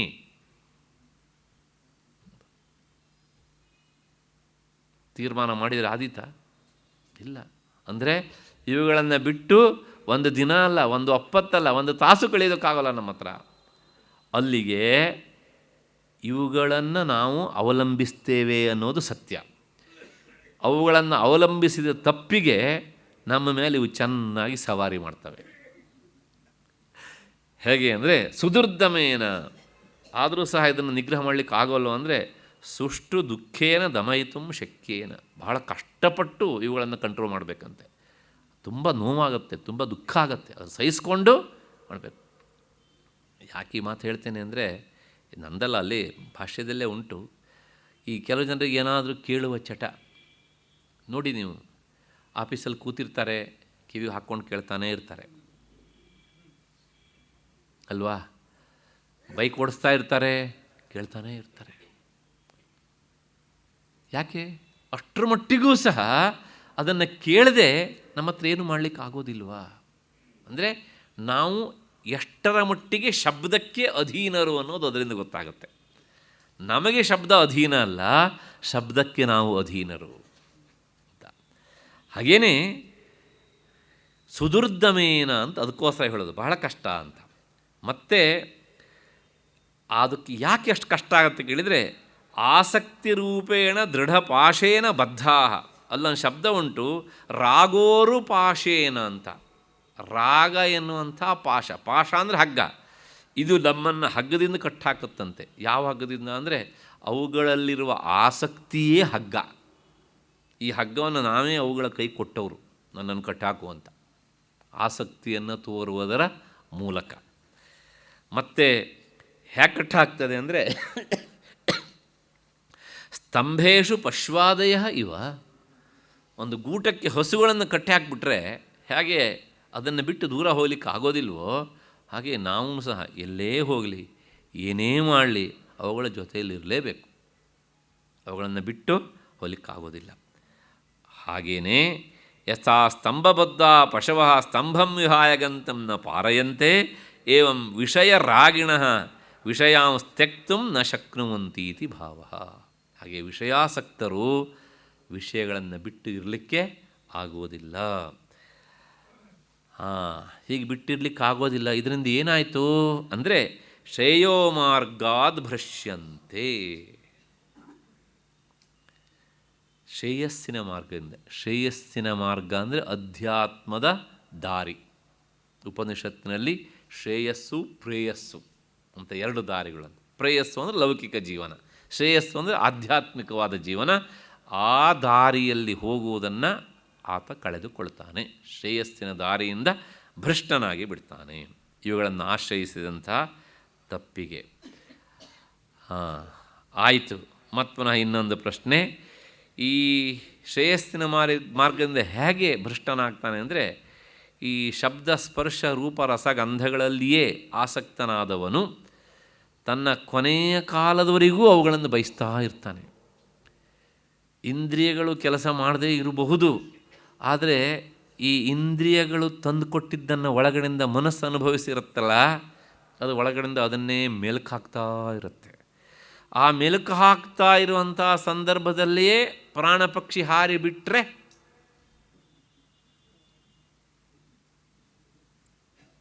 ಹೌದು ತಾನೇ, ಹಾಗೇನಾಗುತ್ತೆ, ಮತ್ತು ಪುನಃ ಅವುಗಳನ್ನು ಅನುಭವಿಸೋದಕ್ಕೆ ಅಂತಲೇ ಅವನು ಹುಟ್ಟು ಬರಬೇಕಾಗುತ್ತೆ. ಅಲ್ಲಿಗೆ ಈ ಶಬ್ದಸ್ಪರ್ಶ ರೂಪ ರಸಗಂಧಗಳೇ ಇಂದಿನ ಜನ್ಮ ಇನ್ನೊಂದು ಜನ್ಮಕ್ಕೆ ಕಾರಣ ಆಗ್ತವೆ ಅಂತ ಆಸಕ್ತಿ ಒಟ್ಟಾರೆ. ಮತ್ತು ಕೆಲ ಜನ ಸ್ವರ್ಗಕ್ಕೆ ಹೋಗ್ತಾರಲ್ಲ ಅಂದರೆ ಹೌದು, ಅದೂ ಸಹ ಇವುಗಳನ್ನು ಅನುಭವಿಸೋದಕ್ಕೋಸ್ಕರನೇ. ಅಂದರೆ ಈ ಲೋಕದಲ್ಲಿ ನಾನು ಅನುಭವಿಸಿದಂತಹ ಶಬ್ದಸ್ಪರ್ಶ ರೂಪ ರಸಗಂಧಗಳು ಚೆನ್ನಾಗಿಲ್ಲ, ಸ್ವರ್ಗಕ್ಕೆ ಹೋಗಿ ಅನುಭವಿಸ್ಬೇಕು ಅಂತ. ಸ್ವರ್ಗಕ್ಕೆ ಹೋಗಿ ಅನುಭವಿಸೋದು ಏನನ್ನ? ಇವನ್ನೇ. ಬಟ್ ಏನಂದ್ರೆ ಅವು ಹೈಟೆಕ್. ಹೌದು ತಾನೇ? ಇಲ್ಲಿರೋದು ಸ್ವಲ್ಪ ಲೋ ಲೆವೆಲ್ ಅಷ್ಟೇ ಅಲ್ವಾ? ಯಾವಾಗಲೂ ಹಾಗೆ ನಮಗೆ ಇದು ಸ್ಟೇಟ್ ಗೌರ್ಮೆಂಟ್ ಆದ್ದರಿಂದ ಅದಷ್ಟಕ್ಕಷ್ಟೇ, ಅಲ್ಲಿರೋದು ಹೈಟೆಕ್ ಆದ್ದರಿಂದ ಅದನ್ನು ಅನುಭವಿಸೋಣ ಅಂತ. ಹಾಗಾಗಿ ದಯವಿಟ್ಟು ನಾನು ಯಾವುದೇ ಕರ್ಮವನ್ನಾಗಲಿ ಆ ಕರ್ಮವನ್ನು ಮಾಡೋರನ್ನಾಗಲಿ ನಿಂದನೆ ಮಾಡ್ತಾಯಿಲ್ಲ. ಶಾಸ್ತ್ರವೇ ಆದ ಮಾತನ್ನು ನೇರವಾಗಿ ಹೇಳುತ್ತೆ. ಇವುಗಳ ಆಸಕ್ತಿಯಿಂದಾಗಿಯೇ ಆತ ಒಳ್ಳೆಯ ಕರ್ಮಗಳನ್ನು ಮಾಡ್ತಾನೆ. ಆ ಒಳ್ಳೆಯ ಕರ್ಮವನ್ನು ಮಾಡೋದು ಯಾತಕ್ಕೆ ಕೇಳಿದರೆ ನಾನು ಸುಖವನ್ನು ಅನುಭವಿಸಬೇಕು ಅಂತಲೇ ತಾನೆ. ಸುಖ ಅಂದರೆ ಏನು? ಈ 5ರಿಂದ ಆಚೆ ಇನ್ನೊಂದು ಇಲ್ಲ, ಅಂದರೆ ಭೌತಿಕ ಪ್ರಪಂಚದ ಸುಖ. ಹಾಗಾಗಿ 5ರಿಂದ ಆಚೆ ಇಲ್ಲ ಅಂತ ಆದಮೇಲೆ ಈ 5ಅನ್ನೇ ನಾನು ಇಲ್ಲ ಅನುಭವಿಸಿದ್ದು ಚೆನ್ನಾಗಿಲ್ಲ, ಅದನ್ನು ಅಲ್ಲ ಅನುಭವಿಸ್ತೇನೆ. ಅಲ್ಲ ಅನುಭವಿಸ್ತೇನೆ ಅಂತ ಹೇಳ್ತಾನಲ್ಲ, ಹೋಗ್ತಾನಲ್ಲ, ಅವಂಥವನನ್ನು ಇವು ಮೇಲಕ್ಕೆ ಕಳಿಸ್ತೇವೆ. ಅಂದರೆ ಇವುಗಳಲ್ಲಿರುವ ಆಸಕ್ತಿಯೇ ಅವನನ್ನು ಮೇಲಕ್ಕೆ ಕಳಿಸತ್ತೆ. ಮತ್ತು ಕೆಲವು ಜನರಿಗೆ ಅದರದ್ದೇ ಇದು ಚೆನ್ನಾಗಿಲ್ಲ ಅಂಥೇಳಿ ನೀಚವಾದ ವಿಷಯಗಳಲ್ಲಿ ಆಸಕ್ತಿ ಬರುತ್ತೆ. ಅಂಥವನನ್ನು ನೀಚ ಯೋನಿಗೆ ಇವೇ ಕಳಿಸ್ತವೆ. ಅಷ್ಟು ಹಿನ್ನೆಲೆಯಲ್ಲಿ ಅಂದರೆ ಸ್ವರ್ಗಾದಿ ಲೋಕಕ್ಕೆ ಹೋಗೋದಕ್ಕೂ ಇವೇ ಕಾರಣ, ಪಶ್ವಾದಿ ಜನ್ಮಕ್ಕೆ ಬರುವುದಕ್ಕೂ ಇವೇ ಕಾರಣ. ಇಷ್ಟು ದಿವಸದಿಂದ ನಾವು ಇವುಗಳನ್ನು ಅನುಭವಿಸ್ತಾ ಇದ್ದೇವೆ, ಆದರೆ ಇವುಗಳು ಮಾಡುವ ಅನರ್ಥದ ಬಗ್ಗೆ ನಾವು ಎಂದೂ ವಿಚಾರ ಮಾಡೋದಿಲ್ಲ. ನೋಡಿ, ಇದನ್ನು ವಿಚಾರ ಮಾಡಿದ್ದು ಆದಷ್ಟು ಬೇಗ ಮರಿಬೇಕು ಅಂತ ನಾವು ಇಷ್ಟಪಡ್ತೇವೆ. ಯಾಕೆ ಇವತ್ತು ಸ್ವಲ್ಪ ಭಯಾನಕವಾದ ವಿಚಾರ ಇವು ತಾನೆ. ನನ್ನ ಕೊನೆ ಕಾಲದಲ್ಲಿ ಇವು ನೆನಪಿಗೆ ಬಂದುಬಿಟ್ರೆ ಏನಪ್ಪ ಕಥೆ ಅಂತ ಅಂದ್ಕೊಂಡು ಇದನ್ನು ವಿಚಾರಣೆ ಮಾಡಬಾರ್ದು, ಮರ್ತೇ ಹೋಗಲಿ ಅದು ಹೀಗೆ ಅಂತೇಳಿ. ಅಜ್ಞಾನಂ ಪರಮಂ ಸುಖಂ ಅಲ್ವಾ? ಹೀಗೆ ಅಂದ್ಕೊಂಡು ಎಷ್ಟೋ ಜನ ಇಲ್ಲಪ್ಪ ವೇದಾಂತ ವಿಚಾರ ಕೇಳಲೇಬಾರ್ದು ನಾವು ಅಂತ, ಅದೊಂಥರ ಸುಖ ಹೀಗೆ ಅಂತ. ಅಷ್ಟು ಹಿನ್ನೆಲೆಯಲ್ಲಿ ಮತ್ತೆ ಮುಂದುವರೆದು ಹೇಳ್ತಾರೆ ಅವರು. ಅಲ್ಲಿ ಹೋಗಿ ಸುಖವನ್ನು ಅನುಭವಿಸಿದ. ಎಷ್ಟು ದಿವಸ ಸುಖ ಅನುಭವಿಸಿದ ಅಂದರೆ ಅವ್ರಲ್ಲಿ ಏನು ಪರ್ಮನೆಂಟಾಗಿ ಇಟ್ಕೊಳ್ತಾರೆ ಅವರು. ನಮ್ಮ ಪುಣ್ಯದ ಅಂಶ ಅಂದರೆ ಈ ಅಕೌಂಟಲ್ಲಿ ಎಷ್ಟು ದಿವಸ ಬ್ಯಾಲೆನ್ಸ್ ಇರುತ್ತೋ ಅಲ್ಲಿವರಿಗೆ ಮಾತ್ರ. ಅದಾದಮೇಲೆ ನಮ್ಮನ್ನು ವಾಪಸ್ ತಳ್ತಾ ಇರ್ತಾರೆ. ಕ್ಷೀಣೇ ಪುಣ್ಯೇ ಮರ್ತ್ಯಲೋಕಂ ವಿಶಂತಿ. ಪುಣ್ಯ ಖಾಲಿ ಆಯಿತು ಅಂದ ತಕ್ಷಣ ಈಚೆ ಕಳಿಸ್ತಾ ಇರ್ತಾರೆ ನಮ್ಮನ್ನು ಹೀಗೆ ಅಂತ. ಹೀಗೆ ಆಗಮನಂ ಅಸ್ತೇವೆ, ಮತ್ತು ವಾಪಸ್ ಬರುವುದು ಉಂಟೇ ಉಂಟು. ಅಷ್ಟೇ ಅಲ್ಲ, ಜನ್ಮಾಂತರಕೃತ ಸುಕೃತವಶಾತ್ ಮಾನುಷ್ಯಾದಿಕಂ ಸಂಪಾದೆ. ಕೆಲವು ಸಲ ಹಿಂದಿನ ಜನ್ಮದಲ್ಲಿ ಮಾಡಿದಂತಹ ಈ ಉತ್ತಮ ಕರ್ಮದಿಂದಾಗಿ, ಕರ್ಮಕ್ಕೂ ಕಾರಣ ಇವುಗಳ ಆಸಕ್ತಿಯೇ, ಅದನ್ನು ನಾವು ಮರಿಬಾರ್ದು. ಉತ್ತಮ ಕರ್ಮ ಮಾಡ್ತಾನೆ, ಆಗ ಮತ್ತೆ ಪುನಃ ಮನುಷ್ಯ ಲೋಕ ಬರುತ್ತೆ. ಅತಿಯಾದಂತಹ ಆ ರಾಗ ಅಂದರೆ ಅನುರಾಗ, ಅದೇನು ಮಾಡುತ್ತೆ? ಅಧಃ ನಿರ್ಯಾಂತಿ, ನಮ್ಮನ್ನು ಕೆಳಕ್ಕೆ ತಳ್ಳುತ್ತೆ. ಅಲ್ಲಿಗೆ ಏನು ಹೇಳ್ದಂಗಾಯ್ತು ಕೇಳಿದರೆ, ಈ ಅತಿಯಾದಂತಹ ವಿಷಯದಲ್ಲಿ ಯಾವನು ಆಸಕ್ತನಾಗಿರ್ತಾನೋ ಅವನು ಕರ್ತವ್ಯ ವಿಸ್ಮರಣಶೀಲದವನು ಆಗಿಬಿಡ್ತಾನೆ. ಹಾಗಾಗಿ ಈ ಶಬ್ದಾದಿಗಳಲ್ಲಿ ನಾವು ಅಷ್ಟಾಗಿ ಆಸಕ್ತಿಯನ್ನು ಇಟ್ಟುಕೊಳ್ಳಬಾರದು. ಅಷ್ಟು ನಿಸ್ತಾರೋ ನ ಭವತಿ. ಹಾಗಿದ್ದ ಇವುಗಳಲ್ಲಿ ಹೆಚ್ಚಾಗಿ ಆಸಕ್ತಿ ಇಟ್ಟುಕೊಂಡು ಏನಾಗುತ್ತೆ ಅಂದರೆ ಅವನಿಗೆ ಶ್ರೇಯಸ್ಸಿನ ಮಾರ್ಗ ಸಿಗುವುದಿಲ್ಲ, ಸಂಸಾರದಿಂದ ಬಿಡುಗಡೆ ಇಲ್ಲ. ಸಂಸಾರ ಅಂದರೆ ಮತ್ತೆ ಪುನಃ ಹುಟ್ಟು ಸಾವುಗಳ ಕಟ್ಟು. ಇಷ್ಟಾದ ಮೇಲೆ ಈಗ ಒಂದು ಪ್ರಶ್ನೆ. ಈಗ ಈ 5 ಶಬ್ದ ಸ್ಪರ್ಶ ರೂಪ ರಸ ಗಂಧಗಳು, ಇವುಗಳಲ್ಲಿ ಒಂದೊಂದು ಇಂದ್ರಿಯಗಳ ಮೂಲಕ ನಾವು ಒಂದೊಂದನ್ನು ಅನುಭವಿಸ್ತೇವೆ. ಈ 5 ಸೇರಿ ನಮಗೆ ಕಿಡಕನ್ನು ಮಾಡ್ತವೋ ಅಥವಾ ಒಂದೊಂದೇ ಇಂಡಿವಿಜುವಲ್ ಆಗಿದ್ದರೂ ನಮಗೆ ಕಿಡಕನ್ನು ಮಾಡುತ್ತೋ ಅಂತ ಒಂದು ಪ್ರಶ್ನೆ. ಯಾಕೆ ನಮಗೆಲ್ಲ ಒಂದು ಸಮಾಧಾನ ಇಲ್ಲ, ನನಗೆ ಒಂದ್ರ ಬಗ್ಗೆ ಮಾತ್ರ ಆಸಕ್ತಿ, ಹಾಗೆ ಅದೇನು ನಮಗೇನು ತೊಂದರೆ ಮಾಡೋದಿಲ್ಲ ಅಂತ ನಮಗೆ ನಾವೇ ಸಮಾಧಾನ ಪಟ್ಕೊಳ್ಳೋದು. ಯಾಕೆಂದರೆ ಯಾವಾಗಲೂ ಮನುಷ್ಯ ತಾನು ಮಾಡಿದ ತಪ್ಪನ್ನು ಮುಚ್ಕೊಳ್ಳೋದಕ್ಕೆ ತಾನೇ ಸಮಾಧಾನ ಹುಡ್ಕೊಳ್ತಾನೆ ಅಲ್ವಾ? ಅದಕ್ಕೋಸ್ಕರ ಪರವಾಗಿಲ್ಲ, ನನಗೆ ಯಾವಾಗಲೂ ಈ 5ರೊಳಗೆ 4 ಬಗ್ಗೆ ಆಸಕ್ತಿ ಇಲ್ಲ, 1 ಬಗ್ಗೆ ಮಾತ್ರ ಆಸಕ್ತಿ, ಹಾಗೆ ಅದೇನು ಅಂಥ ತೊಂದರೆ ಕೊಡಲಿಕ್ಕಿಲ್ಲ ಅಂತ ಸಮಾಧಾನ ಪಟ್ಕೊಂಡ್ರೆ, ಇಲ್ಲಪ್ಪ ಒಂದೊಂದೂ ತೊಡಕನ್ನು ಕೊಡುತ್ತೆ ಅಂತ ಹೇಳಿ 78ನೇ ಶ್ಲೋಕ ಬಹಳ ಪ್ರಸಿದ್ಧವಾದ ಶ್ಲೋಕ, ಅಷ್ಟೇ ಸುಂದರವಾದ ಶ್ಲೋಕ. ಈ ಒಂದೊಂದು ಪಂಚ ತನ್ಮಾತ್ರೆಗಳನ್ನು, ಭೂತ ಸೂಕ್ಷ್ಮಗಳನ್ನು ತೃಪ್ತಿಪಡಿಸ್ಲಿಕ್ಕೆ ಹೋದವುಗಳೂ ಹಾಳಾಗಿ ಹೋಗಿವೆ. ಒಂದೊಂದನ್ನೇ ತೃಪ್ತಿಪಡಿಸ್ಲಿಕ್ಕೆ ಅಂದರೆ ಅನುಭವಿಸಿ ತೃಪ್ತಿ ಪಡಬೇಕು ಅಂತ ಮುಂದಾದವು ಹಾಳಾಗಿವೆ. ಆದರೆ ಮನುಷ್ಯ ಏಕಕಾಲದಲ್ಲಿ 5 ಇಂದ್ರಿಯಗಳನ್ನೂ ತೃಪ್ತಿಪಡಿಸ್ಬೇಕಂತ ಬಯಸ್ತಾನಲ್ಲ, ಇವನ ಕಥೆ ಏನಾದೀತು ಅಂತ ಕ್ವಶ್ಚನ್ ಮಾರ್ಕ್. ಹಾಗಿದ್ರೆ ಒಂದೊಂದು ಇಂದ್ರಿಯವನ್ನು ತೃಪ್ತಿಪಡಿಸಲಿಕ್ಕೆ ಹೋಗಿ ಹಾಳಾದವುಗಳು ಯಾವ್ಯಾವು ಅನ್ನೋದನ್ನು 78ನೇ ಶ್ಲೋಕ ಹೇಳುತ್ತೆ. ಶಬ್ದಾದಿಭಿ ಪಂಚಭಿರೇವ ಪಂಚತ್ವಮಾಪುಸ್ವಗುಣೇನ ಬದ್ಧಾಃ ಕುರಂಗ ಮಾತಂಗ ಪತಂಗ ಮೀನ ಭೃಂಗಾನರಃ ಪಂಚಭಿರಂಚಿತಃ ಕಿಂ. ಶಬ್ದಾದಿಭಿ ಪಂಚಭಿರೇವ ಪಂಚತ್ವಮಾಪುಸ್ವಗುಣೇನ ಬದ್ಧಾಃ ಕುರಂಗ ಮಾತಂಗ ಪತಂಗ ಮೀನ ಭೃಂಗಾನರಃ ಪಂಚಭಿರಂಚಿತಃ ಕಿಂ. ಶಬ್ದಾದಿಭಿ ಅಂದರೆ ಶಬ್ದವೇ ಮೊದಲಾದವುಗಳಿಂದ, ಈ 5 ಭೂತ ತನ್ಮಾತ್ರೆಗಳಿಂದ ಅತಿಯಾದ ಸೆಳೆತಕ್ಕೆ ಒಳಗಾಗಿ ಪಂಚತ್ವ ಮಾಪುಹು, ಪಂಚತ್ವ ಅಂದರೆ ಸಾವು, ಸಾವಿಗೆ ತುತ್ತಾಗಿವೆ.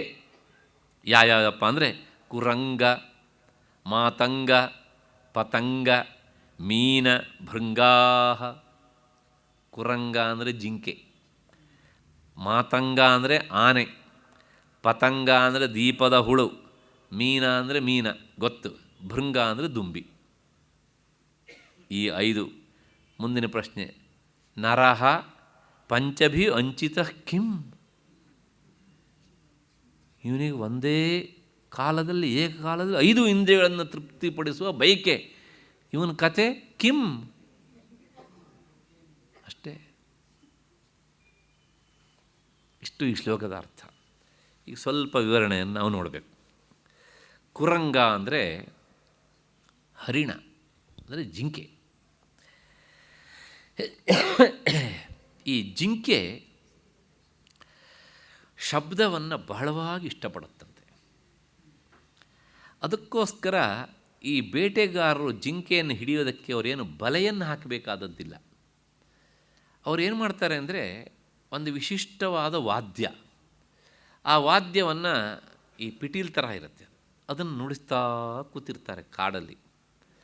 ಎಲ್ಲೋ ಇರುವಂತಹ ಜಿಂಕೆ ಈ ವಾದ್ಯದ ಶಬ್ದ ನಾದಕ್ಕೆ ಮರುಳಾಗಿ ಹಾಗೇನೆ ಚಿತ್ರದಲ್ಲಿ ಬರೆದ ಜಿಂಕೆ ಅಂತ ನಿಂತುಬಿಡುತ್ತೆ. ಅಂದರೆ ಅದರ ಕಣ್ಣು ಸಹ ಕೆಲಸ ಮಾಡೋಲ್ಲ, ಅಷ್ಟರ ಮಟ್ಟಿಗೆ ಆ ಶಬ್ದಕ್ಕೆ ಮೋಹಗೊಂಡು ಕಿವಿಯನ್ನು ಮಾತ್ರ ಹೀಗೆ ಅಗಲಿಸ್ಕೊಂಡು ನಿಂತಿರುತ್ತೆ. ಇಷ್ಟು ಹತ್ತಿರ ಬಂದು ನಿಂತ ಮೇಲೆ ಬೇಟನಿಗೆ ಅದನ್ನು ಹಿಡಿಯೋದು ಸುಲಭ. ಅಂದರೆ ಕೇವಲ ಶಬ್ದಕ್ಕೆ ಮರುಳಾಗಿ ಅದನ್ನು ಕೇಳ್ತಾ ಕೇಳ್ತಾ ತನ್ನ ಶ್ರೋತ್ರೇಂದ್ರಿಯವನ್ನು ತೃಪ್ತಿಪಡಿಸಲಿಕ್ಕೆ ಮುಂದಾದಂಥ ಜಿಂಕೆ ತಾನೇ ತಾನಾಗಿ ಬೇಟೆಗಾರನ ವಶವಾಗಿ ಪ್ರಾಣವನ್ನು ಕಳ್ಕೊಳ್ಳುತ್ತೆ. ಒಂದು ಇಂದ್ರಿಯವನ್ನು ತೃಪ್ತಿಪಡಿಸಲಿಕ್ಕೆ ಮುಂದಾದದ್ದು ಆಯಿತು. ಮತ್ತೆರಡನೇದು ಸ್ಪರ್ಶ. ಸ್ಪರ್ಶ ಅಂದರೆ ಸ್ಪರ್ಶ ಸುಖಕ್ಕೆ ಮರುಳಾಗಿ ಸಾವಿಗೆ ತುತ್ತಾಗತ್ತೆ. ಯಾವುದು ಅಂದರೆ ಮಾತಂಗ. ಮಾತಂಗ ಅಂದರೆ ಆನೆ. ನಿಮಗೆ ಗೊತ್ತಿರಬೇಕು, ಈ ಪ್ರಾಯಶಃ ಪ್ರಾಣಿಗಳಲ್ಲಿ ಅತ್ಯಂತ ಬಲಿಷ್ಠವಾದಂತಹ ಪ್ರಾಣಿ ಆನೆ. ಇಂಥ ಬಲಿಷ್ಠವಾದಂಥ ಪ್ರಾಣಿಯನ್ನು ಇಷ್ಟುದ್ದದ ಮನುಷ್ಯ ಪಳಗಿಸ್ತಾನಲ್ಲ, ಹಾಗಿದ್ರೆ ಇವನು ಅದಕ್ಕೆ ಬಯಸುವ ಸಾಧನ ಏನು ಕೇಳಿದರೆ, ಅದರಿದ್ದೇ ಇನ್ನೊಂದು ಜಾತಿಯ ಅನ್ಯಲಿಂಗ ಪ್ರಾಣಿಯನ್ನು, ಅಂದರೆ ಪಳಗಿಸಿದಂತಹ ಹೆಣ್ಣಾನೆ, ಅದನ್ನು ಕಾಡಿನಲ್ಲಿ ಓಡಾಡ್ತಾ ಇರುವಂತಹ ಈ ಪಳಗಿಸದೇ ಇರುವ ಕಾಡಾನೆ ಹತ್ತಿರಕ್ಕೆ ಮಾವಟಿಗ ಕಳಿಸ್ತಾನೆ. ಈ ಹೆಣ್ಣಾನೆ ಇವನ ಮಾತನ್ನು ಕೇಳ್ತಾ ಇರುತ್ತೆ, ಮಾವಟಿಗನ ಮಾತನ್ನು. ಅದು ಹೋಗಿ ಒಮ್ಮೆ ತನ್ನ ಮೈಯನ್ನು ಆ ಸಲಗಕ್ಕೆ ಗಂಡಾನೆಗೆ ಉಜ್ಜತ್ತೆ. ಅದಕ್ಕೆ ಮರುಳಾದಂಥ ಗಂಡಾನೆ ಏನು ಮಾಡುತ್ತೆ ಕೇಳಿದರೆ, ಈ ಹೆಣ್ಣಾನೆ ಸುತ್ತಲೂ ಸುತ್ತಾ ಇರುತ್ತೆ. ಅದಕ್ಕೆ ಮೊದಲೇ ಟ್ರೈನಿಂಗ್ ಮಾಡಿರ್ತಾನೆ ಅವನು ಮಾವಟಿಗ.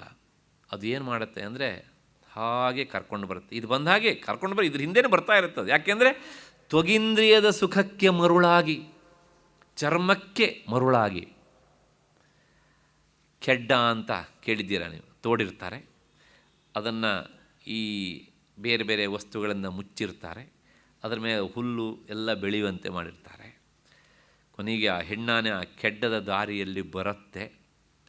ಬಂದಾದ ಮೇಲೆ ಕೊನೆಗೆ ಏನು ಮಾಡುತ್ತೆ ಕೇಳಿದರೆ, ಮೆತ್ತಿಗೆ ಆ ಗಂಡಾನೆ ಅಂದರೆ ಸಲಗ ಪಳಗಿಸದೇ ಇರುವಂಥ ಆನೆ ಬಂದಾಗ ಹತ್ತಿರ ಬಂದ ತಕ್ಷಣ ಇದು ಮೆತ್ತಿಗೆ ಪಕ್ಕಕ್ಕೆ ಹೋಗುತ್ತೆ.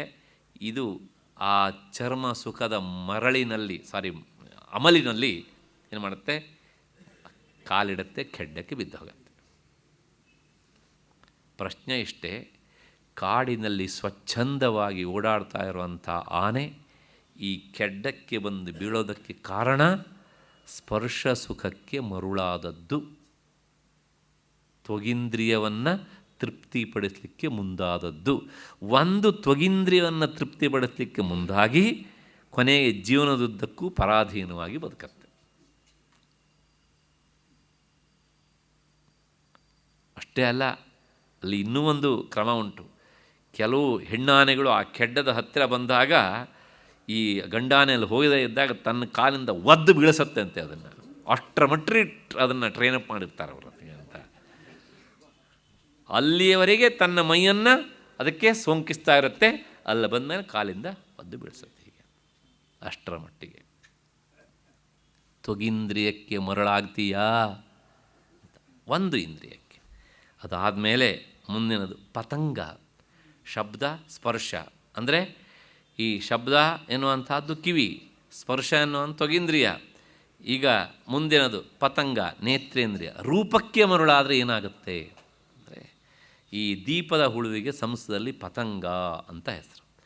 ದೀಪವನ್ನು ನೋಡಿದಾಗ ಅದು ವಿಚಾರ ಮಾಡುತ್ತಂತೆ, ಓಹೋ ಯಾರೋ ನನಗಿಲ್ಲಿ ಸುಂದರವಾದ ಒಂದು ಹಣ್ಣನ್ನು ಇಟ್ಟಿದ್ದಾರೆ, ಕೆಂಪು ಕೆಂಪು ಕಾಣುತ್ತಲ್ಲ, ಈ ದೀಪ ಅಲ್ಲ, ಉರಿಯುತ್ತಾ ಇರುವಂಥ ದೀಪ, ಹೋಗಿ ಅದನ್ನು ತಿಂದು ಬರೋಣ ಅಂಥೇಳಿ ಇದು ಬಾಯಿ ಕಳ್ಕೊಂಡು ಹೋಗಿ ಅದಕ್ಕೆ ಬಾಯಿ ಹಾಕತ್ತೆ. ಆದರೆ ಅದು ಇದನ್ನು ತಿನ್ನತ್ತೆ. ದೀಪ ಹತ್ತಿಡಿ. ಎಷ್ಟೆಲ್ಲ ಈ ಹಾತೆಗಳು ಸಂಜೆ ಹೊತ್ತಿನಲ್ಲಿ ಈ ಹಾರಾಡುವಂಥ ಕೀಟಗಳೆಲ್ಲ ಬಿದ್ದು ಸಾಯ್ತವೆ. ಯಾಕೆಂದರೆ ಅದನ್ನು ನೋಡ್ತಾ ನೋಡ್ತಾ ಆ ರೂಪಕ್ಕೆ ಮರುಳಾಗಿ ಹೋಗಿ ಬಿಡ್ತವೆ. ಕುರಂಗ, ಮಾತಂಗ, ಪತಂಗ, ಮೀನ. ಇನ್ನು ನೆಕ್ಸ್ಟ್ ರಸನೇಂದ್ರಿಯ, ಘ್ರಾಣೇಂದ್ರಿಯ. ಈ ರಸನೇಂದ್ರಿಯವನ್ನು ತೃಪ್ತಿಪಡಿಸಲಿಕ್ಕೆ, ಜಿಹ್ವೇಂದ್ರಿಯವನ್ನು ತೃಪ್ತಿಪಡಿಸಲಿಕ್ಕೆ ಹೋಗಿ ಹಾಳಾದದ್ದು ಯಾವುದು ಅಂದರೆ ಮೀನ. ಅಲ್ಲ, ಮೀನ ಹೇಗ್ರಿ ಈ ರಸನೇಂದ್ರಿಯವನ್ನು ತೃಪ್ತಿಪಡಿಸಲಿಕ್ಕೆ ಹೋಗಿ ಹಾಳಾಯಿತು ಅಂದರೆ, ಈ ಗಾಳ ಹಾಕೋರು ಇರ್ತಾರಲ್ಲ, ಆ ಗಾಳದ ತುದಿಗೆ ಹೀಗೊಂದು ಕೊಕ್ಕೆ ಇರುತ್ತೆ. ಅದನ್ನು ಸಂಸ್ಕೃತದಲ್ಲಿ ಬಡೀಶ ಅಂತ ಕರೀತಾರೆ. ಅವನೇನು ಬರೀ ಆ ಕೊಕ್ಕೆಯನ್ನಷ್ಟೇ ನೀರಿಗೆ ಬಿಡಲ್ಲ, ಹೊತ್ತಾನೆ. ಅದಕ್ಕೇನು ಮಾಡ್ತಾನೆ ಅಂದರೆ, ಈ ಭೂಮಿಯಲ್ಲಿ ಸಿಗುವಂಥ ಬಸವನ ಹುಳು ಇರುತ್ತಲ್ಲ, ಅದನ್ನು ಸಿಕ್ಕಿಸ್ತಾನೆ. ಎರೆಹುಳು ಇಂಥಾದವುಗಳನ್ನು ಸಿಕ್ಕಿಸಿ ನೀರಿಗೆ ಎಸಿತಾನೆ. ಆಗ ಆ ಹುಳುವಿನ ಆಸೆಗೋಸ್ಕರ ಮೀನು ಬಂದು ಬಾಯಿ ಹಾಕತ್ತೆ. ನಿಮಗೆ ಗೊತ್ತಿರಬೇಕು, ಮೀನಿನ ದೇಹದ ರಚನೆ ಬಹಳ ವಿಚಿತ್ರವಾದದ್ದು. ಇಲ್ಲಿ ಬಾಯಿ ಇರುತ್ತೆ, ಇಲ್ಲೊಂದು ತೂತಿರುತ್ತೆ ಅದಕ್ಕೆ, ಹೌದು ತಾನೆ. ಆಗ ಏನಾಗುತ್ತೆ ಹೇಳಿದ್ರೆ, ಅದು ತಿನ್ನಬೇಕು ಅಂತ ಹೀಗೆ ಬಾಯಿ ಹಾಕತ್ತೆ, ಆ ಗಾಳದ ಕೊಕ್ಕೆ ಅದರ ಕತ್ತಿ ಸಿಕ್ಕಾಕ್ಕೊಂಡ್ಬಿಡುತ್ತೆ. ಮತ್ತು ಪುನಃ ಮೇಲಕ್ಕೆ ಎಳಿತಾನೆ. ಅದು ಏನಾಗಬೇಕು ಅದಾಗ್ತದೆ, ಪ್ರಾಣವನ್ನು ಕಳ್ಕೊಳ್ಳುತ್ತೆ. ಈ ಸನ್ನಿವೇಶದಲ್ಲಿ ಒಬ್ಬ ಹಿರಿಯರು ಹೇಳ್ತಾ ಇರುವಂಥ ಒಂದು ತಮಾಷೆಯ ಪದ್ಯ ನನಗೆ ನೆನಪಾಗುತ್ತೆ. ಆ ಬಡಿಶಕ್ಕೆ, ಗಾಳಕ್ಕೆ ಸುಚ್ಚಿದಂಥ ಹುಳು ಹೇಳುತ್ತಂತೆ, ಆ ಮೀನು ಒಂದೇ ಸಲ ಬಂದು ಬಾಯಿ ಹಾಕಲ್ಲ, ಭಾಳ ಹುಷಾರಿಂದ ಬಂದು ಬಾಯಿ ಹಾಕುತ್ತೆ. ಮೊದಲು ಒಂದು ಸಲ ಹಿಂಗೆ ಕುಟ್ಕತ್ತೆ, ಅದಕ್ಕೆ ಜೀವ ಇದೆಯೋ ಅಂತ ಟೆಸ್ಟ್ ಮಾಡುತ್ತೆ. ಮತ್ತೆರಡು ಸಲ ಒಂದೊಂದು ಆ್ಯಂಗಲ್ಲಿಂದ ಬಂದು ಕುಟ್ಕತ್ತೆ ಅದು. ಇದನ್ನೆಲ್ಲ ಇನ್ನು ಮೇಲ್ಗಡೆ ಕೂತು ಅಬ್ಸರ್ವ್ ಮಾಡ್ತಾ ಇರ್ತಾನೆ. ಅದು ಶೇಕ್ ಆಗ್ತಾ ಇದೆ ಅಂದರೆ ಓಹೋ ಕೆಳಗಡೆಯಿಂದ ಕೆಲಸ ಆಗ್ತಾ ಇದೆ ಅಂತ ಅರ್ಥ, ಹೀಗೆ ಅಂತ. ಕೊನೆಗೆ ಆ ಬಡಿಶ ಗಾಳಕ್ಕೆ ಸಿಲುಕಿಸಿದಂಥ ಹುಳು ಹೇಳುತ್ತಂತೆ, ಇದು 4-5 ಸಲ ಬಂದು ಕುಟುಕಿದಾಗ, ಅತ್ತ ಇತ್ತ ಸುತ್ತುತ್ತಿರುವೆ ನನಗಾಗಿ, ಹುಷಾರಾಗಿರು, ಮೇಲೊಬ್ಬ ಕುಳಿತಿರ್ಪ ನಿನಗಾಗಿ ಅಂತ. ಆದರೆ ಏನು ಮಾಡೋಣ, ಮೀನಕ್ಕೆ ಕಿವಿ ಕೇಳಿಸಲ್ಲ, ಕಿವಿ ಇಲ್ವಲ್ಲ ಅದಕ್ಕೆ ಅಲ್ವಾ. ಅದಕ್ಕೋಸ್ಕರ ಹೀಗೆ ಬಂದು ಏನಾಗುತ್ತೆ ಕೇಳಿದರೆ, ತನ್ನ ರಸನೇಂದ್ರಿಯವನ್ನು ತೃಪ್ತಿಪಡಿಸೋದಕ್ಕೆ ಮುಂದಾಗಿ ಪ್ರಾಣ ಕಳ್ಕೊಳ್ಳುತ್ತೆ. ಒಂದು ಇಂದ್ರಿಯವನ್ನು ತೃಪ್ತಿಪಡಿಸ್ಲಿಕ್ಕೆ ಹೋಗಿ. ಅದಾದಮೇಲೆ ನೆಕ್ಸ್ಟು ಭೃಂಗಾಹ ಅಂದರೆ ದುಂಬಿಗಳು. ದುಂಬಿ ಏನು ಮಾಡುತ್ತೆ ಅಂದರೆ, ಅದು ತನ್ನ ರಸನೇಂದ್ರಿಯವನ್ನು ಘ್ರಾಣೇಂದ್ರಿಯವನ್ನು, ಮೂಗನ್ನು ವಾಸನೆಗೆ ಮರುಳಾಗಿ ಅದು ಹೂವಿಂದ ಹೂವಿಗೆ ಸಂಚಾರ ಮಾಡ್ತಾ ಇರುತ್ತೆ.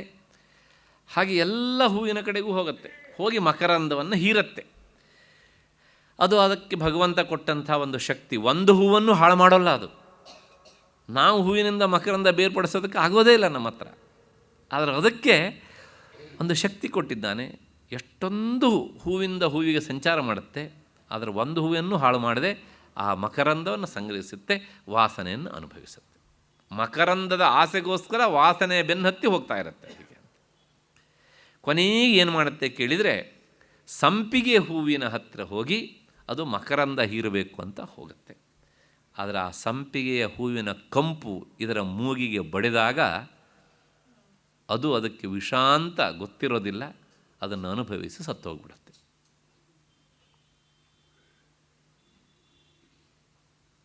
ದುಂಬಿಗೆ ಎಲ್ಲ ಹೂವುಗಳೂ ಅನುಕೂಲಕರವಾದವುಗಳೇ, ಆದರೆ ಸಂಪಿಗೆ ಹೂವು ಮಾತ್ರ ಅದಕ್ಕೆ ಶತ್ರು ಅಲ್ರಿ. ಅವುಗಳಿಗೆ ಗೊತ್ತಾಗುತ್ತಾ ಅಂದರೆ ಗೊತ್ತಾಗುತ್ತೆ. ನೋಡಿ, ಲಾಲ್ ಭಾಗದಲ್ಲಿ ವಾಕಿಂಗ್ ಹೋಗ್ಬೇಕೇನು ನೋಡಿ, ಆ ಗ್ಲಾಸ್ ಹೌಸ್ ಸುತ್ತಲೂ ಸಂಪಿಗೆ ಮರ ಇವೆಯಲ್ಲ, ಎಲ್ಲ ಹೂವಿನ ಹತ್ರನೂ ದುಂಬಿಗಳಿರ್ತವೆ ಆ ಸೀಸನ್ನಲ್ಲಿ. ಆದರೆ ಸಂಪಿಗೆ ಹೂವಿನ ಹತ್ತಿರ ಮಾತ್ರ ಕಂಪು ಬೀಸ್ತಾ ಇರುತ್ತೆ, ಒಂದೇ ಒಂದು ದುಂಬಿಯೂ ಇರೋದಿಲ್ಲ. ತುಂಬ ಅಡ್ವಾನ್ಸ್ ಆಗಿಬಿಟ್ಟಿವೆ ಅವು. ಭಗವತ್ಪಾದರು ಈ ಒಂದೊಂದು ಇಂದ್ರಿಯವನ್ನು ತೃಪ್ತಿಪಡಿಸ್ಲಿಕ್ಕೆ ಹೋಗಿ ಇವು ಹಾಳಾಗ್ತವೆ, ಹೀಗಿದ್ದಾಗ ಮನುಷ್ಯ ಏಕಕಾಲದಲ್ಲಿ 5 ಇಂದ್ರಿಯಗಳನ್ನು ತೃಪ್ತಿಪಡಿಸ್ಲಿಕ್ಕೆ ಮುಂದಾದರೆ ಇವನ ಕಥೆ ಏನಾದೀತು ಅಂತ ಕೇಳ್ತಾರೆ. ಕೆಲವು ಜನ ನೋಡಿ ನೀವು, ಕೈಯಲ್ಲೊಂದು ಇರುತ್ತೆ ಅಲ್ವಾ, ಎಳಿತಾ ಇರ್ತಾರೆ, ಹೊಗೆ ಬಿಡ್ತಾ ಇರ್ತಾರೆ, ಹೌದು ತಾನೇ, ಸಾಲದಕ್ಕೆ ಈ ಕಡೆಯಿಂದ ಅಷ್ಟೇ, ಅದಕ್ಕಿಂತ ಜಾಸ್ತಿ ಅಲ್ಲೂ ಬೆಂಕಿ, ಆ ಬೆಂಕಿಗೆ ಸಮಾನವಾದ ಬಿಸಿ ಬಿಸಿಯಾದ ಕಾಫಿ ಇಲ್ಲಿ 2 ಆಯ್ತಲ್ಲ, ಆಮೇಲೆ ಇಲ್ಲೊಂದಿಷ್ಟು ಹಾಕ್ಕೊಂಡು ಕೇಳ್ತಾ ಇರ್ತಾರೆ ಅಲ್ವಾ, ಅದ್ರ ಜೊತೆಗೆ ಇಲ್ಲೆಲ್ಲ ಸೆಂಟ್ ಬೇರೆ ಇರುತ್ತೆ, ಹೌದು ತಾನೇ, ಪಕ್ಕದಲ್ಲಿ ತೃಪ್ತಿಪಡಿಸೋರು ಇನ್ಯಾರೋ ಇರ್ತಾರೆ. ಅಲ್ಲಿಗೆ ಎಷ್ಟಾಯಿತು? ಶಬ್ದ, ಸ್ಪರ್ಶ, ರೂಪ, ರಸ, ಗಂಧ ಎಲ್ಲವೂ ಸೇರಿದಂಗೆ ಆಯಿತು. ಪಂಚಭಿ ಅಂಚಿತ ಕಿಂ, ಈ 5 ಇಂದ್ರಿಯಗಳನ್ನು ಏಕಕಾಲದಲ್ಲಿ ತೃಪ್ತಿಪಡಿಸ್ಲಿಕ್ಕೆ ಮುಂದಾದಂತಹ ಇವನ ಕಥೆ ಏನು? ಕಿಂ ಅಷ್ಟೇ ಗೊತ್ತಿಲ್ಲ ಅಂತ. ಇದನ್ನು ಇಲ್ಲಿ ಹೇಳ್ತಾರೆ. ಲಕ್ಷ್ಮೀ ನರಸಿಂಹ ಪಂಚರತ್ನ ಸ್ತೋತ್ರ ಅಂತ ಒಂದು ಸ್ತೋತ್ರ ಮಾಡಿದೆ, ಭಾಳ ಸುಂದರವಾದ ಪದ್ಯ ಅದು. ಅಲ್ಲಿ ಯಾವುದೇ ಪ್ರಾರ್ಥನೆ ಇಲ್ಲ, ಉಪದೇಶವನ್ನು ಮಾಡುವಂಥ ಒಂದು ಪದ್ಯ ಅದು. ಅಲ್ಲೊಂದು ಮಾತು ಹೇಳ್ತಾರೆ ಕೊನೆಗೆ, ಏನು ಅಂದರೆ, ಸ್ರಕ್ಚಂದನ ವನಿತಾದೀನ್ ವಿಷಯಾನ್ ಸುಖದಾನ್ ಮತ್ವಾ ತತ್ರ ವಿಹರಸೆ, ಗಂಧಫಲೀ ಸದೃಶಾನನು ತೇಮಿ ಭೋಗಾನಂತರ ದುಃಖಕೃತಸ್ಯು. ಚೇತೋಭೃಂಗ, ಚೇತೋಭೃಂಗ ಅಂದರೆ ಮನಸ್ಸು ಎನ್ನುವಂಥ ಓ ದುಂಬಿಯೇ ಅಂತ ಅರ್ಥ. ನೀನೇನು ಮಾಡ್ತಿದ್ದೀಯೇ ಅಂದರೆ, ಸ್ರಕ್ಚ ಅಂದರೆ ಹೇಳ್ತಾ ಇರೋದು ನಮ್ಮ ಮನಸ್ಸಿಗೆ, ಜೀವಾತ್ಮನ ಕುರಿತು ಹೇಳ್ತಾರೆ ಅವರು. ಸ್ರಕ್ಚಂದನ ವನಿತಾದೀನ್, ಸ್ರಕ್ ಅಂದರೆ ಗಾರ್ಲ್ಯಾಂಡ್, ಹೂಮಾಲೆ, ಚಂದನ ಅಂದರೆ ಮೈಗೆ ಲೇಪಿಸಿಕೊಳ್ಳುವಂಥ ಶ್ರೀಗಂಧ, ಮತ್ತು ವನಿತಾದೀನ್, ಪುರುಷನಾದರೆ ವನಿತಾ ಅವನಿಗೆ ಸುಖವನ್ನು ಕೊಡುವ ವಸ್ತು, ವನಿತೆಗಾದರೆ ಪುರುಷ ಸುಖವನ್ನು ಕೊಡುವ ವಸ್ತು ಹೀಗೆ ಅಂತ. ಇಲ್ಲೆಲ್ಲ ಸುಖವನ್ನು ಬಯಸಿ ಮುಂದಾಗ್ತಾನೆ, ಮುಂದಾಗ್ತೀಯೇ ನೀನು ಅಂತ. ಆದರೆ ಏನಾಗುತ್ತೆ ಕೇಳಿದರೆ, ಅನುಭವಿಸ್ತೀಯೇ, ಅನುಭವಿಸಿದ ಮೇಲೆ ಎಲ್ಲ ಕಡೆಗೂ ಎಲ್ಲರ ಅನುಭವವೂ ಸಹ ಹೇಗಿರುತ್ತೆ ಕೇಳಿದರೆ, ಛತ್ ಇದರ ಹಣೆ ಬಾರ ಇಷ್ಟೇ ಅಂತ ಅತೃಪ್ತಿಯೇ. ಹೂವಿನ ಮಾಲೆಯನ್ನು ತಾಯಿಂದಿರು ಮುಡ್ಕೊಳ್ತಾರೆ, ತಪ್ಪಲ್ಲ ಮುಡ್ಕೊಳ್ಳೋದು, ಆದರೆ ಅದು ಮುಡ್ಕೊಂಡಾಗ ಎಷ್ಟು ಸುಖ ಕೊಡ್ತೋ ಅದು 2-3 ತಾಸು ಆದಮೇಲೆ ಬಾಡಿ ಹೋಗುತ್ತಲ್ಲ, ಆ ಮೊದಲು ಅನುಭವಿಸಿದ ಸುಖಕ್ಕಿಂತ ಇದು ಬಾಡಿ ಹೋಯ್ತಲ್ಲ ಅಂತ ದುಃಖ ಆಗುವುದೇ ಹೆಚ್ಚು. ಹಾಗೆ ಚಂದನ, ಮೈಗೆ ಏನೇನು ಸುಗಂಧ ದ್ರವ್ಯ ಹಾಕ್ಕೊಳ್ತಾರೆ, ಒಂದು 2 ತಾಸು ವಾಸನೆ ಹೊಡೆಯುತ್ತೆ, ಆಮೇಲೆ ಈ ಬೆವರಿನ ವಾಸನೆ ಜೊತೆಗೆ ಸೇರಿ ಅದು ಸಹ ದುರ್ಗಂಧ ಆಗುತ್ತೆ. ಅದನ್ನು ಹೇಳ್ತಾರೆ, ಭೋಗಾನಂತರ ದುಃಖಕೃತಸ್ಯು, ಭೋಗಿಸಿದ ನಂತರ ಇವೆಲ್ಲವೂ ನಿನಗೆ ಸುಖ ಕೊಟ್ಟಿದ್ದಕ್ಕಿಂತ ದುಃಖವನ್ನೇ ಕೊಡ್ತವೆ ಅನ್ನೋದು ನಿನ್ನ ಅನುಭವಕ್ಕೆ ಬರುತ್ತೆ. ಆದ್ದರಿಂದ ಚೇತೋಭೃಂಗ, ಓ ನನ್ನ ಮನಸ್ಸೆನ್ನುವಂಥ ಈ ದುಂಬಿ, ಸುಮ್ಮನೆ ಇಲ್ಲೆಲ್ಲ ಓಡಾಡಬೇಡ, ಇದ್ರ ಏನು ಮಾಡು, ಭಜ ಭಜ ಲಕ್ಷ್ಮೀ ನರಸಿಂಹಾನಗ ಪದ ಸರಸಿಜ ಮಕರಂದಂ. ಆ ಲಕ್ಷ್ಮೀ ನರಸಿಂಹನ ಪಾದ ಕಮಲ ಎನ್ನುವಂಥ ಮಕರಂದಕ್ಕೆ ಕಮಲಕ್ಕೆ ಹೋಗು ನೀನು, ಅಲ್ಲಿಗೆ ನಿನಗೆ ಬೇಕಾದಂತಹ ಮಕರಂದ ಸಿಗತ್ತೆ. ಏನು ಹೇಳೋಣಾಗಾಯ್ತು, ನೀನು ಲಕ್ಷ್ಮೀ ನರಸಿಂಹನನ್ನು ಪೂಜೆ ಮಾಡು, ಆರಾಧಿಸು ಅಂತ. ಯಾಕೆ ಅಂತ ಕೇಳಿದರೆ, ಅವನು ಬಿಂಬ, ಮನಸ್ಸಿಗೆ ಹೇಳ್ತಾ ಇರೋದು ನಿನ್ನ ಒಡೆಯನ ಅಂತ ಜೀವಾತ್ಮ, ಅವನು ಪ್ರತಿಬಿಂಬ. ಈ ಪ್ರತಿಬಿಂಬ, ಕನ್ನಡಿಯನ್ನು ನೋಡಿದ ಪ್ರತಿಬಿಂಬ ಕಾಣುತ್ತಲ್ಲ, ಪ್ರತಿಬಿಂಬವನ್ನು ನಾವು ಅಲಂಕಾರ ಮಾಡಬೇಕು ಅಂತಾದರೆ ಕನ್ನಡಿಯಲ್ಲಿ ಕಾಣುವಂತಹ ಪ್ರತಿಬಿಂಬಕ್ಕೆ ಅಲಂಕಾರ ಮಾಡೋದಕ್ಕಾಗತ್ತಾ? ಹಾಗಿದ್ರೆ ಏನು ಮಾಡಬೇಕು, ಬಿಂಬಕ್ಕೆ ಅಲಂಕಾರ ಮಾಡಿಕೊಂಡ್ರೆ ಪ್ರತಿಬಿಂಬ ಅಲಂಕೃತವಾಗ್ತದೆ.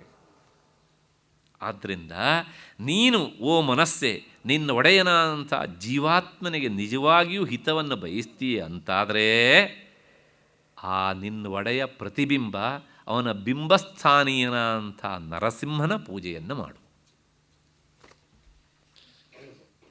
ಹೀಗೆ ಭಜ ಭಜ ಲಕ್ಷ್ಮೀ ನರಸಿಂಹಾನಗ ಪದ ಸರಸಿಜ ಮಕರಂದ. ಹಾಗಿಲ್ಲದಿದ್ರೆ ಏನಾಗುತ್ತೆ ಕೇಳಿದರೆ, ಈ ಇಂದ್ರಿಯಗಳನ್ನೇ ತೃಪ್ತಿಪಡಿಸ್ಲಿಕ್ಕೆ ನೀನು ಮುಂದೆ ಹೋದರೆ ಗಂಧಫಲೀ ಸದೃಶ ನನು ತೇಮಿ. ಇವೆಲ್ಲವೂ ಗಂಧಫಲಿ, ಗಂಧಫಲಿ ಅಂದರೆ ಸಂಪಿಗೆಯ ಮೊಗ್ಗು. ದುಂಬಿ ಹೂವಿಂದ ಹೂವಿಗೆ ಸಂಚಾರ ಮಾಡ್ತಾ ಸುಖ ಸಿಗತ್ತೆ ಅಂತ ಅಂದ್ಕೊಂಡು ಕೊನೆಗೆ ಸಂಪಿಗೆ ಹೂವನ್ನು ಮೂಸಿ ಹಾಳಾದ ಹಾಗೆ ನೀನು ಇಲ್ಲೆಲ್ಲ ಸುಖ ಸಿಗತ್ತೆ ಅಂತ ಭ್ರಮೆಯಿಂದ ಇಂದ್ರಿಯಗಳಲ್ಲಿಯೇ ಓಲಾಡ್ತಾ ನೀನು ದುಂಬಿಯಂತೆ ಹಾಳಾಗಿಬಿಡ್ತೀಯ. ಸಂಪಿಗೆ ಹೂವನ್ನು ಮೂಸಿದ ದುಂಬಿಯಂತೆ ಮರಣವನ್ನು ಆಹ್ವಾನ ಮಾಡ್ತೀವಿ. ಒಂದೊಂದು ಇಂದ್ರಿಯಗಳೇ ಇಷ್ಟು ಅನರ್ಥ ಮಾಡ್ತೇವೆ ಅಂತಾದರೆ ಇನ್ನು ಎಲ್ಲ ಇಂದ್ರಿಯಗಳನ್ನು ಏಕಕಾಲದಲ್ಲಿ ತೃಪ್ತಿಪಡಿಸ್ಲಿಕ್ಕೆ ಮುಂದಾದರೆ ಏನೋ ಅಷ್ಟೆ. ಇಲ್ಲಿಗೆ ನಿಲ್ಲಿಸ್ಕೊಳ್ಳೋಣ. ನಾಳೆ ಈ ಚಿಂತನೆಗೆ ಕೊನೆಯ ದಿವಸ 6:30 ಸೇರಿದಾಗ ಮುಂದಿನ ವಿಚಾರವನ್ನು ನೋಡೋಣ. ಅಲ್ಲಿವರೆಗೆ ನಿಮಗೆಲ್ಲ ನಮಸ್ಕಾರ ಮತ್ತು ಕೃತಜ್ಞತೆಗಳು.